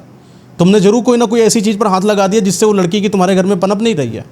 जरूर वो बाबा तुम्हारे घर में घुस गए, वो लड़की को भी नहीं पता, तुम्हें भी नहीं पता है, लेकिन तुम इतने समझदार होते तो तुम्हें यह पता होता कि जरूर कोई बुरी शक्ति हमारे घर में शादी के दौरान प्रवेश कर चुकी है, इसका हमें कहीं से कहीं निवारण करना पड़ेगा। निवारण कैसे? वो जो माँ अकेले बैठी है घर पर, उनका काम क्या होता था कि अगर लड़की आई है डोली में तो कुछ सामान आता है, सामान को चौराहे पर खुलवाइए, देखिए कि वहाँ पर कोई सिंदूर, नींबू या कोई जायफल, कोई ऐसी चीज़ तो नहीं लपेट के दे दी। अगर दे दी है तो या तो उनके घर से रिश्ता वहीं ख़त्म कर दो भैया। कई समझदार लोग ख़त्म कर देते थे, आज को तमीज़ नहीं, तो आज तो सीधा रहे भैया, गिफ्ट आया है, गिफ्ट अंदर चला जाता, फिर कुछ और गिफ्ट आ जाता है, साथ ही साथ कुछ काली शक्तियाँ भी आ जाती गिफ्ट के रूप में। तो तरीका क्या है कि चौराहे पर खुलेगा, सिंदूर वगैरह, पानी डाला जाता है, बोला जाता है, आंखें बंद करके माँ करती है सब, माँ और दादी, क्योंकि माँ भी, उनकी माँ भी, दादी सब माँ ही है। तो बोले कि इसको उल्टा डाला जाता है, जिधर से आए वहीं जाओ, जिधर से आए वहीं जाओ, उल्टा फेंक दिया जाता है, और तब जाकर उस लड़की का सामान आगे अपने घर पर लाया जाता है। तब उस लड़की के साथ गलत जो गतिविधियाँ होती हैं, बुरी शक्तियाँ होती हैं, वो अपने घर पर प्रवेश नहीं करती। नियम आजकल लोग भूल गए। शादी हुई, एक लड़की है, तो बोले कि लड़की को अपने घर पर रहना चाहिए, ज़्यादा इधर उधर नहीं जाना चाहिए शादी के दौरान। क्यों नहीं जाना चाहिए? क्वेश्चन उठता है। कहा जाता है कि जब आपकी शादी हो रही होती है तो लड़के की आत्मा और लड़की की आत्मा 50% पर होती, दोनों पवित्र आत्माएं होती हैं। पंडित जी मंत्रोच्चारण कर रहे होते हैं, 7 वचनों को लेते हैं, 7 फेरों को लेते हैं। उस समय कई सारे पंडितों ने कई सारे मंत्रों को उच्चारित करा। मंत्रों का जब जाप किया जाता है, एक तरीके से 2 आत्माओं को जोड़ा जाता है।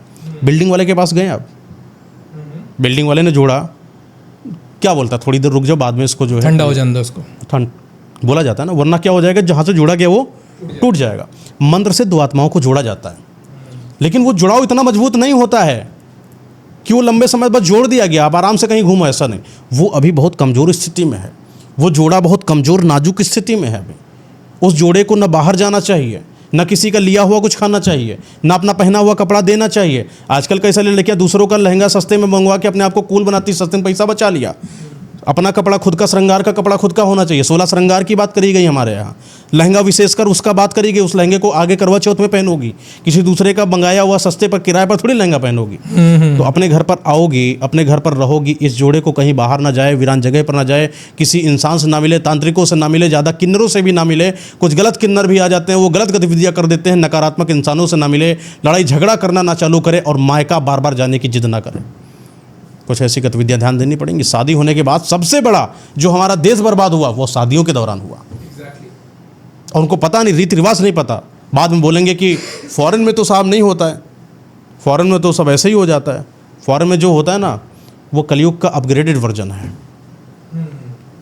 आपकी कुछ बात है ना, मेरे को जो साइंस के रिपोर्ट्स एंड इंडेक्सेस है ना, उससे प्रूवन हो रही हैं। बिकॉज फॉरेन में सिर्फ वर्जिनिटी 1% बची है। ठीक है, वो बात आपकी सही होती है कि आजकल लड़कियां वो हो रही हैं काली शक्तियों के कारण, वो लॉयल्टी नहीं बच रही, वो शादियों में अब लोग इंटरेस्ट नहीं ले पा रहे, खत्म इंटरेस्ट हो चुका है। हाँ जी, आपने बहुत सारे क्वेश्चंस को उजागर कर दिए यहाँ पे इस बात पे। पहला क्वेश्चन दिमाग में मेरे आता है, आपने नज़र की बात करी, आपने कहा माँ नज़र लगा देती है, मतलब नज़र इज समथिंग। एग्जाम्पल बहुत सारे क्रिकेटर्स होते हैं, अंबानीज़ हैं, मोदीज़ हैं, बहुत टीवी पर आ रहे हैं, टीवी पर अपनी कोई वेल्थ डिस्कस करता है, कोई अपने शतक को सेलिब्रेट करता है, कोई अपने बर्थडे को सेलिब्रेट करता है, इतने वो हैं सेलिब्रिटीज़ हैं। कितने लोग उनको दुआएं भी देते हैं, प्लस इंडिया में उससे डबल लोग उनको देख के जलते भी हैं, नज़र भी लगाते हैं। हो सकता है कि भाई मैं, अगर मेरा बेटा है, क्रिकेट 2 लड़के हैं, एक लड़के का सिलेक्शन हो, शुभमन गिल का सिलेक्शन हो गया, उसके साथ किसी प्लेयर का नहीं हुआ, तो उसकी माँ तो कहेगी ना कि शुभमन गिल कैसे हो गया, भगवान करे किसका ना हो, मेरे लड़के का हो जाए। इतनी नज़र लगती है उनको, उनके गेम पे तो इफेक्ट नहीं पड़ता। देखिए ऐसा नहीं है, आपने क्या बोला कि गेम पे इम्पैक्ट नहीं पड़ता, बहुत गंदा इम्पैक्ट पड़ता है सब। कई बार तो हमारी इंडिया हारती चली जाती है। ओवर नज़र लग जाना, ओवर एक्सपोज हो जाना। देखिए आत्मा जो आप देख रहे हैं, जो बहुत वायरल हैं, जो बहुत फेमस हैं, जो बहुत अमीर हैं, या तो वो बहुत अच्छी आत्मा है या तो वो बहुत गंदी आत्मा है। 2 चलती है, या तो वो बुरी शक्तियों को उजागर करके आगे बढ़े हैं या सात्विकता की तरफ आगे बढ़े हैं। और जो सात्विकता की तरफ आगे बढ़े होंगे ना, वो अपनी पदवी का इस तरीके से दिखावा नहीं करेंगे। जो इंसान कूद कर अपनी उस चीज़ को दिखा रहा, देखो मैंने जीत लिया, वो सात्विक आत्मा नहीं है। उसने कोई गलत नकारात्मक शक्ति को सिद्ध करा है, या उसको सिद्ध करने के लिए गलत गतिविधियों को कर रहा है। उसके बाद है उसके अंदर इतना घमंड है। रावण को क्या था, इसी चीज़ का तो घमंड था ना, ठहाका लगा के बोलता था, देखो मैंने दबा दिया जांघों के बीच में, पकड़ लिया मैंने उनको मार दिया, उनका जीत लिया। ये किसके अंदर की प्रवृत्तियाँ थी? रावण के अंदर। राम जी ने कभी नहीं बोला रावण को मार क्या है, राम जी तब भी नहीं बोल रहे मैंने रावण को मार दिया। बोले कि यार उसको कुछ नहीं हुआ, वो बेचारा बच्चा था, वो समझ नहीं पाया, वहाँ पर भी उसको एकदम माफ़ करने की स्टेज पर बैठे हैं। और तुम्हें क्रिकेट क्या जीत जाते हो, पूरी दुनिया में कूद कूद कर बता रहे हो, मतलब कि तुम्हारे अंदर चाहत थी क्रिकेट पाने की, लालसा इतनी ज़्यादा थी कि तुमको बस क्रिकेट ही पाना है, तुमको बस वो मंत्री का पद ही पाना है, तुमको बस वो बिजनेसमैन ही बनना है, फिर जा जाकर दुनिया में दिखा रहे हो। यानी कि तुम जिस चीज़ को पाने के लिए गलत गतिविधियों का इस्तेमाल करे थे, वो आज जैसी सच हुई, तुम्हारा आपा ख़त्म हुआ और तुम दुनिया में उजागर करने आ गए उस चीज़ को। गलत गतिविधि है, जरूर देखना, ऐसे लोगों का विनाश होगा, आज नहीं कल होगा। ये गलत बुरी शक्तियों को सिद्ध करते हैं ऐसे लोग। अच्छा, हाँ, मतलब आपने कहा कि जो बहुत उपलब्धि मिल रही है, सेलिब्रेट कर रहे हैं, either they are very good soul और या तो बहुत खराब सोल, बहुत गंदी होंगी या तो बहुत अच्छी। हाँ ठीक है, और बहुत अच्छी होंगी तो उपलब्धियों का बखान नहीं करेंगे। मैंने 2 कॉन्टेक्स्ट देता हूँ मैं आपको। Virat Kohli in 2016-17 saying, do I look a puja paath style, double quotes, Virat Kohli statement. Second, Virat Kohli in 2024, 23 and 25 going to Premanand. ये कौन सी आत्मा है जो एक बार कह रही है do I look a puja paath style, second बार प्रेमानंद जी के पास जा रहा है? ये क्या, ये अच्छी आत्मा है कि बुरी आत्मा है? और वो सेलिब्रेट भी पूरा करता है। अब विराट कोहली जी को तो इस चीज़ को समझना चाहिए कि सात्विकता में पहले आ जाते हैं। नहीं है, पहले वो बुरी आत्मा थे। नहीं, बुरी आत्मा, देखिए बुरी आत्मा को बुरा करने के लिए अच्छा भी करना पड़ता है। अच्छा, समझ में आया कुछ बात? नहीं, शायद टिपिकल है ये। बुरी आत्मा को बुरा करने के लिए अच्छा भी करना पड़ता है। समझाइए इसको थोड़ा और। बुरी आत्मा है, उसको पता है फेम नहीं मिल पा रहा है, ऐसा करो भगवान को पूजना चालू करो दिखावे के रूप में। चलो ऐसा करो, तुम एक बार आरती पकड़ के देखो, देखो कैसे वो वाली जनता भी तुम्हारे पास आती है। ओके, अब तुम इसको डार्क करो, थिंक करो, दिमाग लगाओ कि मैं कहना क्या चाह रहा हूँ। मैं समझ गया जो आप कहना चाह रहे हो। हाँ, चलिए ज़्यादा इस टॉपिक को टच नहीं करते। विराट कोहली सारे लोग बुरा मान जाएंगे। Yes sir. जब आपने कहा लड़की एक घर से दूसरे घर पर आती है, मैं going back to your topic, तो कि लड़की जब एक घर से दूसरे घर पे आती है तो कुछ बाबाओं को लेकर आती है, कुछ फॉर एग्जाम्पल मैंने बाबा सिद्ध करे थे, मेरे घर में बहुत पैसा आ रहा है, लड़की की शादी हुई, मेरी लड़की गई दूसरे घर में बाबा को ले गई, तो क्या मैं कंगाल हो जाऊँगा? नहीं, आप बिल्कुल वैसे ही हो। आपके घर से बाबा चले गए, आप बिल्कुल अब नॉर्मल हो चुके हो, अब आपको कोई दिक्कत वाली बात नहीं। अब वो पूजा पाठ करने का जितना भी टेंट्रम था वो उनकी जिम्मेदारी है। मतलब आपको पैसा आता रहेगा? हाँ, अब आप फ्री हो चुके हो, अब आप बिल्कुल नॉर्मल हो जाओगे जैसे तुम पहले थे। पहले मैं गरीब था, पहले गरीब थे, बाबा का सपना आया हाँ, कि मेरी पूजा करो, मैं तुम अमीर हो जाओगे। मैंने पूजा पाठ करी, मेरी बच्ची हुई, वो भी पूजा पाठ करती थी, उसकी शादी हुई, वो बाबा लेके चली गई। नहीं, बाबा का स्थानांतरण होता है, आत्मा का, आत्मा के टुकड़ों का पूर्णतः नहीं होता है। अच्छा, कुछ टुकड़े मेरे पास रहेंगे, कुछ टुकड़े वो लेके जाएगी। टुकड़ों का उनका होता है, जैसे कि वो चले गए, स्थानांतरण हो गया, कॉपी पेस्ट हो गया सब। ओके, लेकिन ओरिजिनल कॉपी वहीं पर भी अभी। तो मतलब मुझे भी पूजा करनी है? हाँ, बिल्कुल पूजा करना पड़ेगा, आप पूर्ण रूप से स्वतंत्र नहीं हो सकते। हाँ, ये है कि आपने जो है वो ट्रांसफ़र जो करा है ना, उसका फल आपको मिल जाएगा। कई बार आपने अगर पूजा नहीं भी करी है तो बाबा इतनी जल्दी रुष्ट नहीं होते हैं। वरना कई लोगों को तो आपने देखा होगा कि बहुत अमीर हैं, एक मर गया, 2 मर गया, 3 मर गए, 4 मर गए, 5 मर गए, धीरे धीरे सदस्य खत्म हो गए। पैसा इतना था उनके पास कि उड़ा रहे हैं, इधर उधर उड़ा रहे हैं, खूब मस्ती कर रहे हैं, खूब अय्यासी कर रहे हैं। ऐन मौके पर देखा कि इतनी गरीबी लगी है कि अब उनको पोछा लगाने तक का काम नहीं मिल रहा है। क्यों हो पा रही है? जब बाबा की अच्छी नज़र थी जब तक उनके ऊपर, तब तक कि सब कुछ बेहतरीन होता गया। जिस दिन लगा बाबा को ये इंसान अपने अय्यासी में, अपने व्यभिचारिता में, मेरे उन सम्मानों को भूल चुका है, मेरे पुण्यों को, पूज्यों को भूल चुका है, वो बाबा उसको दंड देना चालू करते हैं। क्योंकि बाबा बुरे बाबा हैं, वो वाले थोड़ी ना कि भगवान को मानने वाले। भगवान को मानने वाले बाबा सीधा बोलेंगे देखो भैया मैंने अपनी विधियाँ बता दी, बाकी भगवान भरोसे हैं। ना मैं कुछ दूंगा, तुम भगवान से मांगो। भगवान, मैं विधि बता सकता हूँ, हाँ, मैं तरीका बता सकता हूँ, करना तुमको पड़ेगा। बाबा भी निगेटिव एनर्जी है फिर तो। निगेटिव एनर्जी ही तो है सर। एक टॉपिक बहुत ज़्यादा दिमाग में आता है लोगों के सक्सेस से रिलेटेड, जो शायद मेरे को भी और मेरे दोस्तों को भी परेशान करता है जी। एक बंदा है, बहुत मेहनत कर रहा है, बहुत लाइफ में तो सक्सेस नहीं मिल रही, डिसअपॉइंटमेंट्स मिल रहे हैं।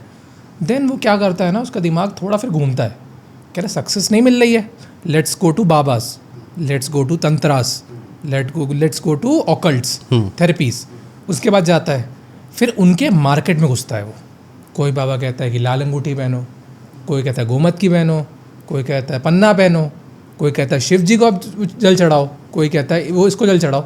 तो एट द टाइम वो बच्चा है, उसे उतना पता भी नहीं है, उसको सक्सेस भी नहीं मिल रहा है, तो व्हाट ही शुड डू, मतलब भगवान की पूजा क्या करे, कैसे मेहनत करे, किस भगवान की पूजा करे, और कैसे इन बाबाओं के जाल से वो बच सके। देखिए, बाबाओं के जाल से में ही एक स्कैम है। बाबाओं का जाल लीजिए स्कैम, पर सारे बाबा गलत नहीं है, पर सारे बाबा गलत नहीं है, ये भी एक बहुत बड़ा स्कैम है। क्योंकि धर्म को सबसे अच्छा बचाने का तरीका क्या था? सारे बाबा गलत नहीं है, सारे भगवान गलत नहीं है, सारे लोग गलत नहीं है, सारी लड़कियां गलत नहीं है, सारे लड़के गलत नहीं है, सारा समाज गलत नहीं है। Is a scam and trap. सही क्या है? जब भी शास्त्रों के बारे में बात करी जाती है, जब भी साधकों के बारे में बात करी जाती है, जब भी जातकों के बारे में बात करी जाती है, उनके ऊपर एक चीज की जरूर बात बोली गई कि अपने गुरु की पहचान करो। स्वतः गुरु की पहचान होती है। जैसे अर्जुन की बात करें, उन्होंने भी अपने गुरु की पहचान करी। हर एक योद्धा का अपना गुरु था। जब तक आपके पास गुरु का मार्गदर्शन नहीं होगा, तब तक आपको समझ में नहीं आएगा कि हमें क्या करना है, क्या नहीं करना है, हमें किस शास्त्र को किस तरीके से पढ़ना है, संस्कृत भाषा को सीखना किस तरीके से, उसको अपने ऊपर लाना कैसे है, ये कौन सिखा रहा है? गुरु सिखाएंगे। आपके जीवन में कोई समस्या है, आप बाबा के पास चले गए, बाबा, क्या आपने पहचाना कि वो बाबा मेरे लिए सही है कि नहीं? आपने उनसे बात करी, उन्होंने आपकी बातों को सुना, कि बातें सुनने के पहले पैसा रख दिया, कि बाबा ने बिना ज्ञान दिया दक्षिणा रख दिया? ज्ञान दिया, बाबा ने तुमको समझाया, जब तुम्हारे दिल ने बोला हाँ ये मेरे बाबा सही हैं, उनके अलावा किसी बाबा की बात मानने की जरूरत नहीं। एक बाबा बनाइए जीवन में, एक गुरु बनाइए जीवन में, गुरु से उनका गुरु रक्षा मंत्र लीजिए, गुरु का आशीर्वाद लीजिए, तब जाकर वो जो चीज़ें बता रहे हैं उस चीज़ को करिए। फिर वो चाहे पन्ना पहना रहे हो, चाहे बोले कि चांदी की चैन पहनना हो, चाहे वो बोले कि पैर में ऐसे पहनना हो, काला धागा पहनने का तरीका बता दे, किस लड़की से शादी करना है, कहाँ बिजनेस पर पैसा नहीं लगाना है, वो एक गुरु बनाता है। इसलिए हर एक इंसान के पास एक गुरु होना चाहिए। हर एक राज दरबार में राज्य ज्योतिष हुआ करते थे, वो आकर समझाया करते थे कि गलत क्या है, सही क्या है, कहीं आपका साम्राज्य न बिगड़ जाए, इसलिए ये काम मत करना, शुक्र यहाँ पर है, मंगल यहाँ पर है, गुरु यहाँ पर है, ऐसे मत करना, ऐसे करना। वो कौन बता रहे हैं? गुरुजी हमारे बता रहे हैं। आजकल के लोग क्या कर रहे हैं? समस्या है, इन बाबा के पास चले गए, समस्या नहीं निकली, बाबा फ्रॉड है, दूसरे के पास चले गए। भाई साहब, आपकी समस्या इतनी ज़्यादा है, बाबा कहाँ से सुधार देंगे? बाबा ने विधियों का विधान जो लिखा है, वो तरीका बताया कि देखो बच्चा, ऐसा है कि ये तुम्हारे में ये कर्म खराब है, इस कर्म का कुछ तो हो नहीं सकता वैसे, क्योंकि ये तुम्हारे कर्म में निहित है।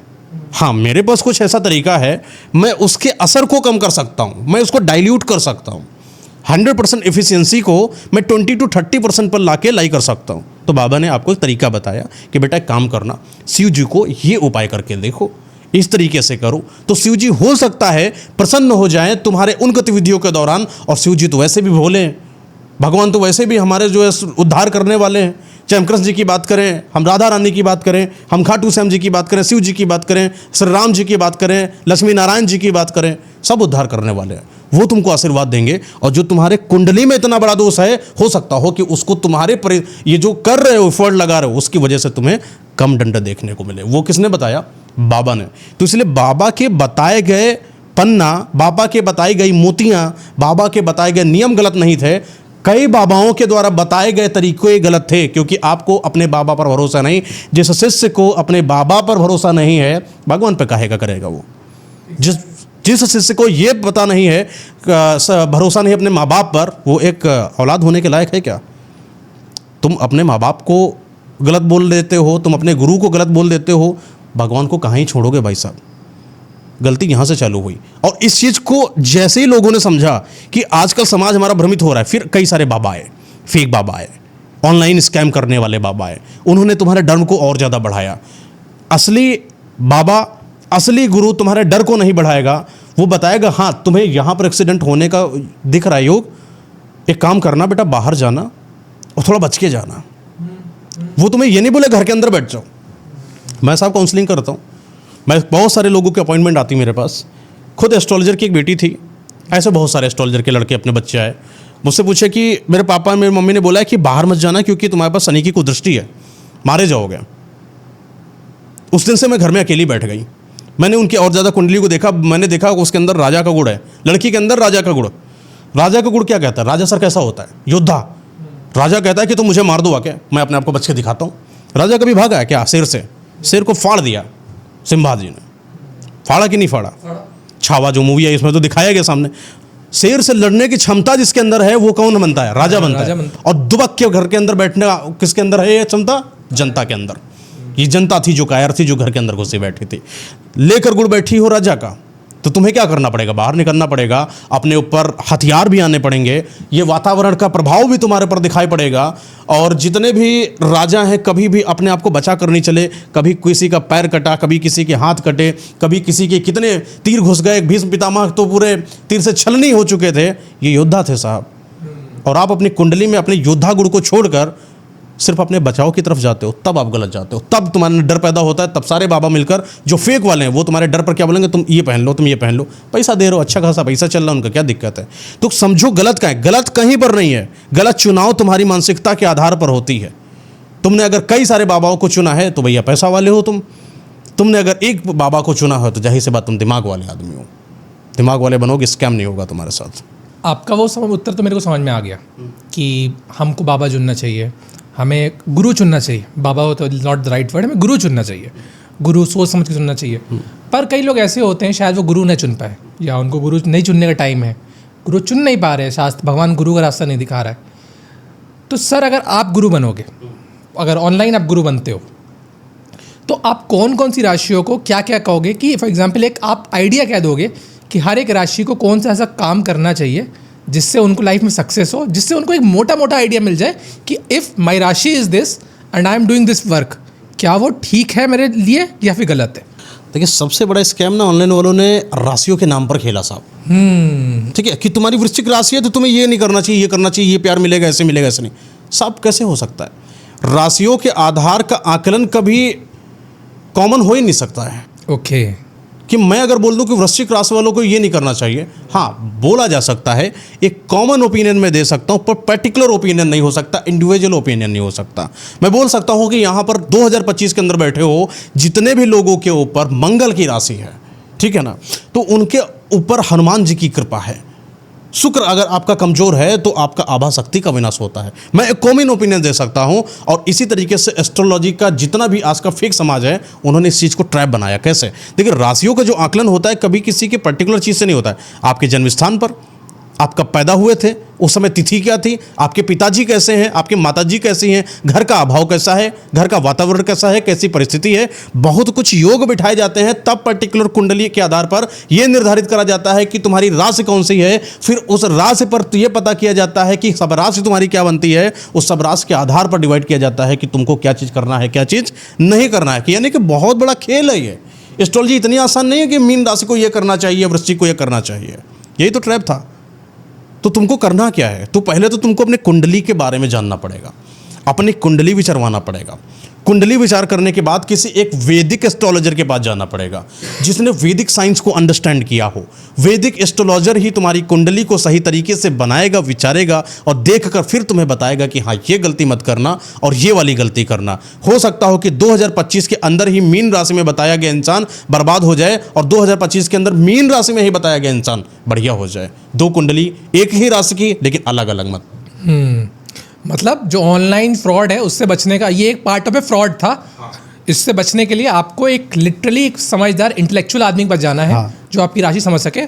आप हमारे व्यूअर्स आपके पास भी आ सकते हैं, आप उनकी कंसल्टिंग करते हो, आप उनकी कुंडली बनाओगे और उन्हें सही गाइडेंस दोगे जिससे कि वो अपने आगे करियर पाथ में एक अच्छी जगह जा सके। कभी बैठिएगा पॉडकास्ट में, मैं आपको पूरा कुंडली का विवरण बता दूंगा कि किस तरीके से कुंडली को इंसान देखिए घर पर। अब अगर मैं इसको ये बोलूँ घर पर बैठकर तो आप पूर्णतः तो नहीं देख सकते हो, लेकिन हाँ 80% आप अपनी कुंडली खुद देख सकते हो। 20% इसलिए नहीं देख सकते। देखिए साहब हर एक इंसान की एनर्जी होती है। आप व्यभिचारता में फंसे हो, आप संभोग में फंसे हो, आप गलत गतिविधियों में फंसे हो, आप मदिरा पान कर रहे हो, आपके दोस्त नालायक हैं, उनकी प्रति छाया तुम्हारे ऊपर बड़ी है और तुम सोचते हो कि मैं वैदिक एस्ट्रोलॉजर बन जाऊँ। सवाल ही नहीं पैदा होता। आपके ऊपर कहीं ना कहीं साधकता वो बनी ही नहीं। तुम ब्रह्मचर्य का पालन नहीं कर रहे, तुम मस्टरबेशन कर रहे हो, तुम गलत गतिविधियों में फंसे हुए हो, नहीं बन सकती। या तो ब्रह्मचर्य पालन करना पड़ेगा। जितने भी ज्योतिष शास्त्री रहे हैं उन्होंने अपने जीवन को त्याग दिया एक हिसाब से, तब जाकर उन्होंने एस्ट्रोलॉजी को समझा है। और आजकल के एस्ट्रोलॉजर देख लीजिए साहब, पता चला कि ऑफ कैमरा वो बैठे हुए दारू पी रहे हैं, भाई बियर मंगाना। एग्जैक्टली तो अलग है सिस्टम। आपने वर्ड मास्टरबेशन का यूज़ किया। आजकल बहुत लोग मास्टरबेशन एडिक्टेड है। ये अपने समय से पहले बहुत लोग सेक्स कर लेते हैं जी।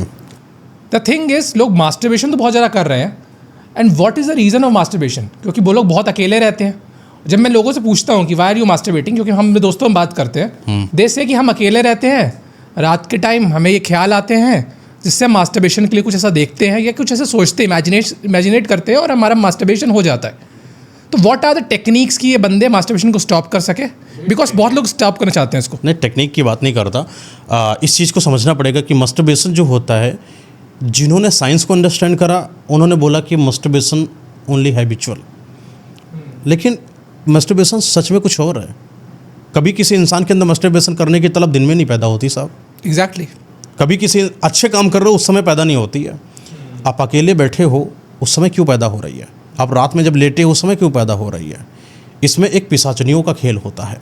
आपको पता होगा कि कई सारी ऐसी पिशाचनियाँ रहीं जिनको सिद्ध करा गया। कर्ण पिशाचनी की बात कर रहे हैं हम, और भी बहुत सारी हैं, बेवड़ी हो गई, बिड़नी हो गई, ऐसी पिशाचनियाँ हैं जब रात में जागृत होती हैं। ये वो पिशाचनियों की योनि होती है जिस इंसान की मृत्यु 18 साल के पहले या उस समय हो गई जब संभोग की अवस्था में थी वो लड़कियां, या उनको संभोग करना था, सेक्स करना था अपने पार्टनर के प्रति, लेकिन उस पार्टनर ने धोखा दे दिया, उस पार्टनर ने उनको मार दिया, उस पार्टनर उनको अकेला छोड़ दिया, आत्महत्या कर ली उसने, लेकिन उसके अंदर साफ सेक्स की तलब तो गई नहीं ना, वो पिशाचनी लोक में गई, वो बाद में पिशाचनी बनती है। फिर जब रात का समय होता है, चरम सीमा में आती है, तब इन लड़कों के पास आती है और उनके साथ संभोग करने की कोशिश करती है। वो अंदर की इच्छाएं जो अभी तक अधूरी थी वो एक लड़के के साथ पूर्ण कर रही होती हैं। कई लड़कियों को भी ऐसा देखा गया कि रात में कोई उनके साथ कोई गलत गतिविधि करता है, रात में वो कहीं शमशान घाट या कब्रिस्तान के आसपास से होकर आई हैं, उनके साथ ऐसा लग रहा है कि कोई सच में कोई संभोग करने की कोशिश कर रहा है, कोई गलत जगह पर हाथ लगा रहा है, लेकिन आसपास देखा तो कोई नहीं, क्योंकि वो शक्तियां हैं आज भी हमारे आसपास। जब भी कोई मस्टरबेशन कर रहा होगा समझ लेना कि कोई गलत गतिविधि, कोई गलत नकारात्मकता शक्तियों के वास में है वो। दूसरी बात, कोई अगर दारू पी रहा है, दारू स्वतः कोई नहीं पीता, दारू हमेशा पीने वाला इंसान एक भूत प्रेत आत्माओं से ग्रस्त होता है। अब लोग इसको बोलेंगे कि तुम इसको अंधविश्वास की तरफ लेकर जा रहे हो। जरा इसको डेप्थ में समझना, उस इंसान की कुंडली मेरे पास लेकर आना, उस इंसान की गतिविधि लेकर आना, उस इंसान से मैं 10 मिनट बात करूंगा, उस इंसान की सारी बातों को समझूंगा और मैं बता दूंगा इस इंसान के साथ क्या क्या है। कभी भी एक सभ्य इंसान, सात्विक ब्रह्मचर्य वाला आदमी न मस्टरबेशन करेगा, न कभी दारू पिएगा, न किसी गलत लड़की पर नज़र डालेगा। आपकी अपनी पत्नी होने के बावजूद जब दूसरी पर नज़र पहुंच जाए, समझ लेना तुम्हारे घर के अंदर, यानी आत्मा के अंदर, जो तुम्हारी आत्मा होता है, घर होता है ना, अपनी आत्मा के साथ कोई और आत्मा का भी वास है वहाँ। तो इसको अगर मेरे को घर से हटाना है तो आपने जो रेमेडीज़ बताई थी वो काम करेंगी? वो सब करना पड़ेगा। शंकर जी की पूजा करिए, आप हनुमान जी की पूजा करिए, ब्रह्म मुहूर्त में उठना चालू करिए, ब्रह्मचर्य पालन कर दीजिए। मस्टरबेशन होता ही नहीं है। कुछ लोग साइंस ने बोला कि आप मस्टरबेशन करिए कि आपको नींद बहुत अच्छी आती है, आपका जो बॉडी है वो और अच्छी होती चली जाती है। ऐसा कुछ भी नहीं था। मस्टरबेशन अलाउ ही नहीं है, शास्त्र में तो अलाउ ही नहीं है ही नहीं, मतलब विधि विधान ही नहीं इस चीज़ का। सेक्स बहुत अच्छा है साहब, सेक्स करना बहुत अच्छा है। हमारे शास्त्रों में काम शास्त्र है, काम सूत्र, मंदिर भी बना हुआ है, शास्त्र भी वर्णित है। सेक्स को बहुत अच्छे रूप से लाया गया।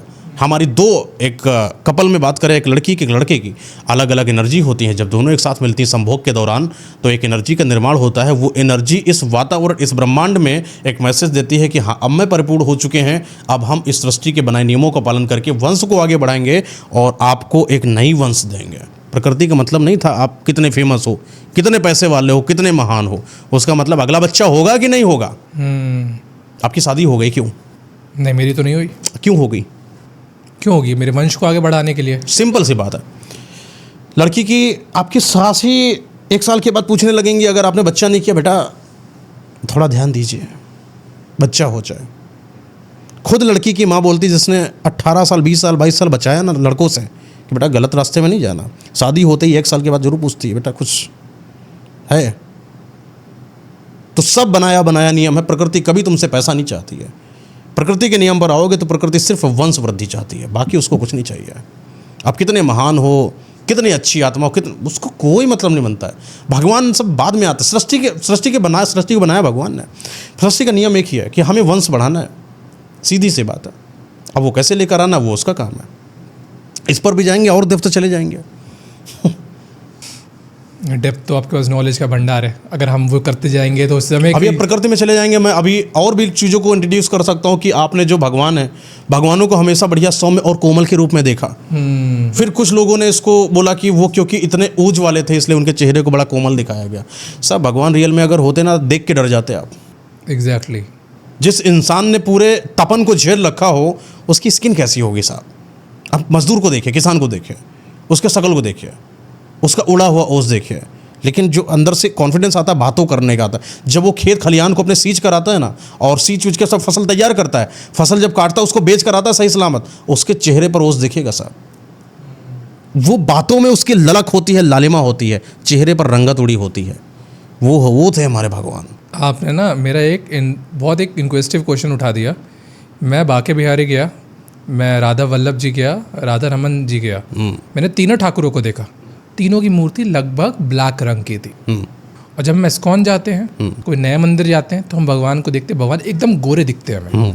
भाई ऐसा क्यों? मतलब वो जो उधर की मूर्तियाँ कह जाती सच्ची मूर्ति है, तो उसमें भगवान की तपन दिखाई गई है। हाँ, देखिए भगवान को सही रूप दिखाया नहीं गया। कहा जाता है ना, भगवान को आपको दिखाया गया कि आपको डर ना लगे जिससे, लेकिन भगवान से बड़े डरावने कोई थे ही नहीं। आप ये बताइए कि आप कोमल दिख रहे हैं, साउथ का कोई आदमी थोड़ा गुंडा उंडा बन के आया है, ठीक है, सिर्फ उसको देख के आपको डर लगेगा कि नहीं लगेगा? लगेगा। उससे बहस करेंगे आप? नहीं।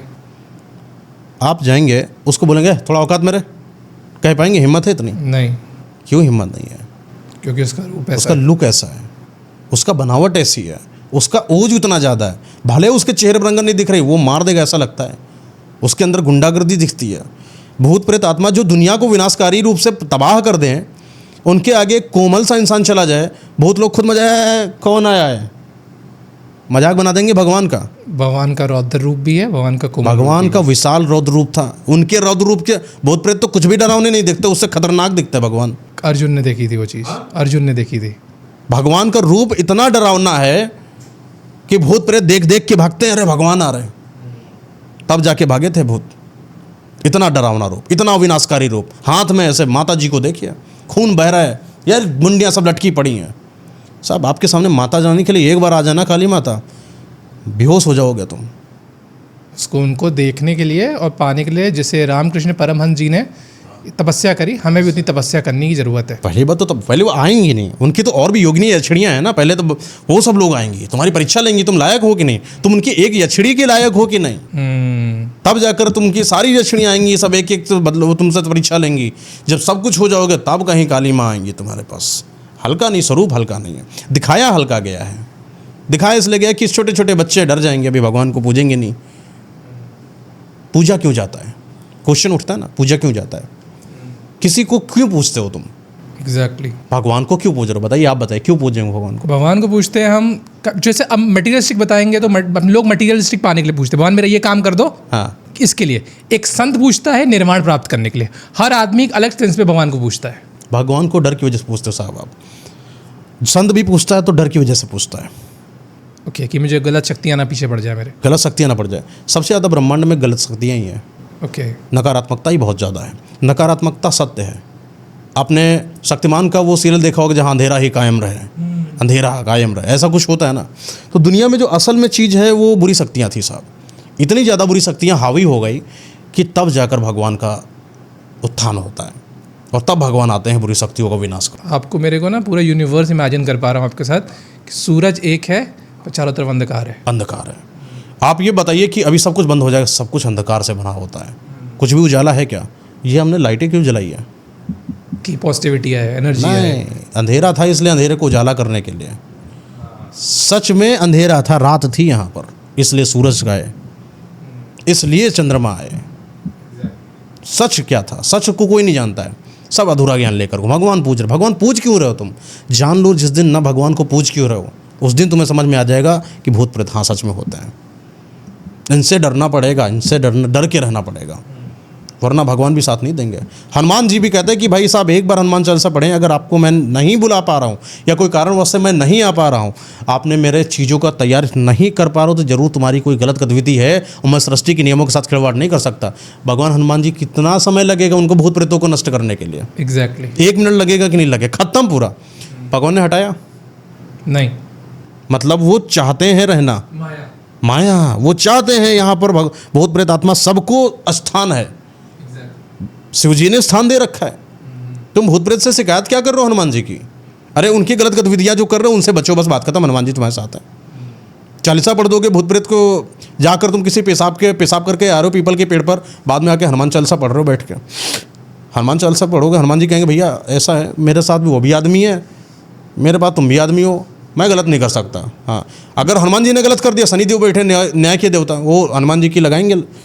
क्या बात भाई हनुमान जी हैं आप, इसका मतलब महावीर हैं आप, तो कुछ भी करेंगे, उधर का गड़बड़ करके इधर ही बचा लेंगे क्या?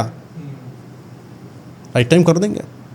तो हर पूरा मैं बोल रहा हूँ हनुमान जी के लिए, कुछ हनुमान जी के भक्त बोलेंगे आपने हनुमान जी के बारे में कैसा बोल दिया। अरे थोड़ा ब्रॉड लेकर जाओ। राज दरबार बैठे ही है वहाँ पर, हनुमान जी हैं, शिव जी हैं, शंकर जी हैं, विष्णु जी हैं, शनिदेव जी महाराज सब बैठे हैं, न्याय के देवता, सुप्रीम कोर्ट हाई कोर्ट सब बैठे हैं। अब बताइए हनुमान जी ने आपकी रक्षा कर ली और भूत प्रेतों की अलग एक टोली बैठी है सब। वो कहेंगे मेरे साथ तो भाई मेरे साथ अब भगवान जी गलत कर दिया इन्होंने, तो ये तो तरीका नहीं था एकदम। तब उनको जो है हनुमान जी को इसका जवाब देना पड़ेगा। तो आपको अपनी गलत आदतें खुद से सॉल्व खुद सुधारनी पड़ेगी, तब हनुमान जी तुम्हारी रक्षा करें। तुम्हारे साथ अन्याय जबरदस्ती कोई आत्मा आ रही तुम्हारे पर मारने के, तब हनुमान जी रक्षा करेंगे। इसलिए थोड़ी आएंगे तुम जाके बोले कौन है भूत, लग के दिखाए। भगवान जी कहेंगे जाओ ये लग जाओ, जाके लगी जाओ। मजा लिया था, खुद इनवाइट किया तो झेलो भी। मैं नहीं आ रहा, हनुमान जी तब नहीं आएंगे। एग्जैक्टली आपके साथ क्या है ना, आपके साथ मुझे लगता है मैं बातें करता जाऊं और वो दिन खत्म ही ना हो। इतने ज्ञान मेरे को मिल रहा है, मतलब इतनी जागरूकता आ रही है। बट हमारे पास भी टाइम कॉन्स्टेंट है, कुछ चीज़ें हम नेक्स्ट पॉडकास्ट के लिए लेंगे। बिल्कुल, और क्या। बट हम एक लास्ट क्वेश्चन से एंड करते हैं। बहुत लोगों को मेरे पास जो पर्सनल मेरे उसमें आए DMs आए हैं कि मांगलिक लोगों को बहुत दिक्कत आती है। मांगलिक लोगों को एक मेरी दोस्त थी, मैं उससे स्टार्ट करता हूँ। वो कहती है मेरे बॉयफ्रेंड से शादी इसलिए नहीं हो पाई क्योंकि मेरे पे मांगलिक मारक है। ठीक है, किसने बताया मांगलिक मारक उसको? किसी पंडित ने बताया होगा।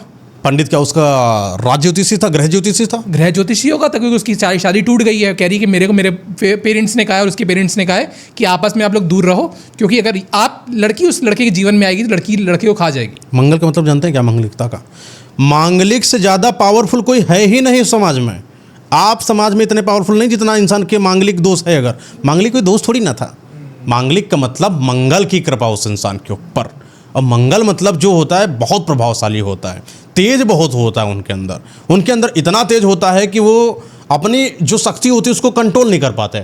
कभी कभी कोई बच्चा देखा होगा, अपना छोटा बच्चा कितना कूद रहा है, इतना एक्टिव है कि वो जा रहा है, कूदा जा रहा है, कहीं यहाँ कूदा जा रहा है, हाईवे पर निकला जा रहा है, दौड़ा जा रहा है। उस बच्चे के अंदर एक्टिविटी इतनी ज़्यादा है। मांगलिक वाले लोगों के अंदर हरकतें बहुत फास्ट होती हैं और उनका शरीर हल्का होता है। खान पीन करते नहीं साहब, एग्जैक्टली पतली, ठीक है ना, पतली दुबली होगी, खान पीन नहीं कर रहे हैं, घर पे उनको सही से ट्रीट नहीं करा जा रहा है। मांगलिक लोगों को खूब प्यार चाहिए, मांगलिक लोगों को खूब खाना चाहिए, खूब एनर्जी चाहिए कि इनकी एनर्जी पचाने भर की, और खूब इनको जिम करना चाहिए, खूब दौड़ना चाहिए, खूब कसरत करनी चाहिए, खूब खाएं, खूब भागें, अपनी एनर्जी को कंट्रोल करें। जितनी एनर्जी भगवान ने उसको कंट्रोल, तब ये लाइन पर आते हैं। ओके। और जब ये लाइन पर नहीं आते तो इनका शरीर गलत गतिविधि करने लगता है। गाड़ी चलाएंगे तो इतने फास्ट चलाएंगे कि अपने कंट्रोल नहीं, बोलेंगे तो थर थर थर थर थर बोलना चालू कर देंगे, फिर इनके ऊपर कंट्रोल। मेरे ऊपर खुद मंगल, मैं 9 से मेरा जन्म होता है, मैं मंगल वाला से, मैं भी बहुत ज़्यादा तड़तड़ा के बोलता चला जाता हूँ। तभी हमारे सारे आंसर्स दे पा रहे हैं जो भी है उसका। तो ऐसा मांगलिक लोग अलग होते, गलत नहीं होते हैं। मांगलिक पूजा भी कराई जाती है, आपने सुना होगा मांगलिक लोगों की पूजा। भैया थोड़ा एनर्जी शांत कर दो सृष्टि की, थोड़ा एनर्जी थोड़ी शांत कर दो, बहुत हाई एनर्जी डाल दी है सृष्टि से। हम कहते हैं ये बात, भगवान से अरदास लगा, भगवान जी प्लीज़ थोड़ा एनर्जी कम कर दो, हमारे लायक इस इंसान को बना दो। तब भगवान जी इसकी एनर्जी को कम करते हैं, तब मंगल का दोष हटता है। इसको दोष बना दिया है लोगों ने, जबकि ये एक खुद में अपॉर्चुनिटी थी। तो मांगलिक कोई दोष नहीं था, वो दोनों में टूटे क्यों, टकराव क्यों? दोनों एक साथ बैठे हैं, उनका अपना ज्ञान, इनका अपना ज्ञान, टकराव, क्लासेस। समझ रहे क्या उन लड़की को शादी करनी चाहिए उस लड़के से? शादी जरूर करनी चाहिए। मांगलिक दोष होता है, उसकी पूजा करा ले, विधि नियम होते हैं, खत्म हो जाएगा, मंगल दोष खत्म हो जाएगा। मंगल दोष क्या है? उसकी एनर्जी थोड़ा सा लो कर दी जाएगी, शरीर के अनुसार कर दी जाएगी। इनको अपने खान पीन पर बढ़ाना करना, शुक्र को मजबूत कर दे, काम खत्म। शुक्र मजबूत करने के लिए अपने आप को तैयार व्यार करके रखें, बढ़िया साड़ी, बढ़िया आभा शक्ति, हाई क्वालिटी की परफ्यूम, मेकअप, श्रृंगार, 16 श्रृंगार, सब पर ध्यान देना चालू कर दे। देख लो भी लड़की कैसे। लड़की को तो जो उसके बाबा हैं, फॉर एग्जाम्पल जो उसके एस्ट्रोलॉजर है करके, वो तो कह रहे हैं ये पॉसिबल ही नहीं है, तुम्हारी इतनी हाई एनर्जी है कि वो डाउन हो ही नहीं सकती। 2 बुला के लिए मेरे पास बिठा दो। एग्जैक्टली। आपको पता है कि हमारे जो कैमरामैन है वो भी इसी दोष से ग्रसित है, मांगलिक दोष से। हाँ जी। अच्छा, तो कैसे इनको पता चलेगा? पहले इनकी कुंडली देखना पड़ेगा। आजकल तो मांगलिक is a fashion, girlfriend banana is a fashion, मांगलिक इज अ फैशन। ठीक है, कोई भी आदमी आता, हाँ मैं मांगलिक हूँ। और लड़कियों का तो मैं मांगलिक हूँ, मेरे पास बहुत प्रेत आते हैं। एक दूसरा, मेरे माँ बाप नहीं मान रहे हैं। कुछ तो के तो माँ बाप नहीं मानते, कुछ के ऊपर भूत प्रेत आ जाते हैं। सच में जब कोई बढ़िया लड़का मिल जाता है या कोई बढ़िया लड़की मिल जाती है, लड़के के ऊपर भी भूत आने लगते हैं। फालतू के ड्रामा है, नाटक है। असल में जब बैठोगे पता चलेगा कि 70% 100% में से 70% लोगों के मांगलिक दोष है ही नहीं, जो खाली झूठ अफवाह फैला के बैठे हैं। और वो डाउन हो सकता है, इक्वल में आ सकता है। इतना आसान है मंगल ग्रह का प्रभाव लेना अपने ऊपर, इतना आसान है। लाखों में कहीं एक आदमी होता है तब उसके ऊपर मंगल की दशा लगती है। अब आजकल हर तीसरा आदमी मंगल का प्रभाव लेकर 43% रेशियो है इस समय। जो मांगलिक हैं? अरे कुछ नहीं है साहब, बहुत कम है। ये समझ ले करोड़ों में कम से कम बहुत ज़्यादा 200 या 300 लोग होंगे, बहुत ज़्यादा 200, इससे ज़्यादा हो ही नहीं सकता। सो ये सब फिर वापस एक फ्रॉड का बाजार है। सिर्फ अरे फ्रॉड है साहब, ऐसा गलत है। मांगलिक दोष ऐसे थोड़ी, हर किसी को औकात थोड़ी मांगलिक दोष लग जाए, हर किसी का औकात थोड़ी उनके ऊपर काली जी की शक्ति आ जाए। सबके ऊपर थोड़ी हनुमान जी आते हैं कृपा बनाने। तो मैं आदित्य से कहूँगा जो मेरा कैमरामैन है, मैं उस लड़की से कहूँगा और साथ में व्यूअर्स से भी कहूँगा कि आप भटकिए ना मांगलिक दोष में, सर के पास आइए, कंसल्ट कीजिए, जानिए कि आप मांगलिक है कि नहीं, देन करेंगे। सर बहुत बहुत थैंक यू, आदि ज्ञान को आपने मेरे अंदर भर दिया है। थोड़ी सी गंगा बहना शुरू हो गई है शिव जैसी जो एहसास हो रहा है, बट और गंगा की बहाने की बात है, वो हम नेक्स्ट पॉडकास्ट में आपसे पूछेंगे। तब तक ले बस बाकी आप भैया भांग धतूरा ना खाने लगना, अभी तो गंगा भाई है, कल शंकर जी ना बन जाना कि भांग धतूरा खाएंगे हम। नहीं, इतनी औकात नहीं है सर। Thank you sir.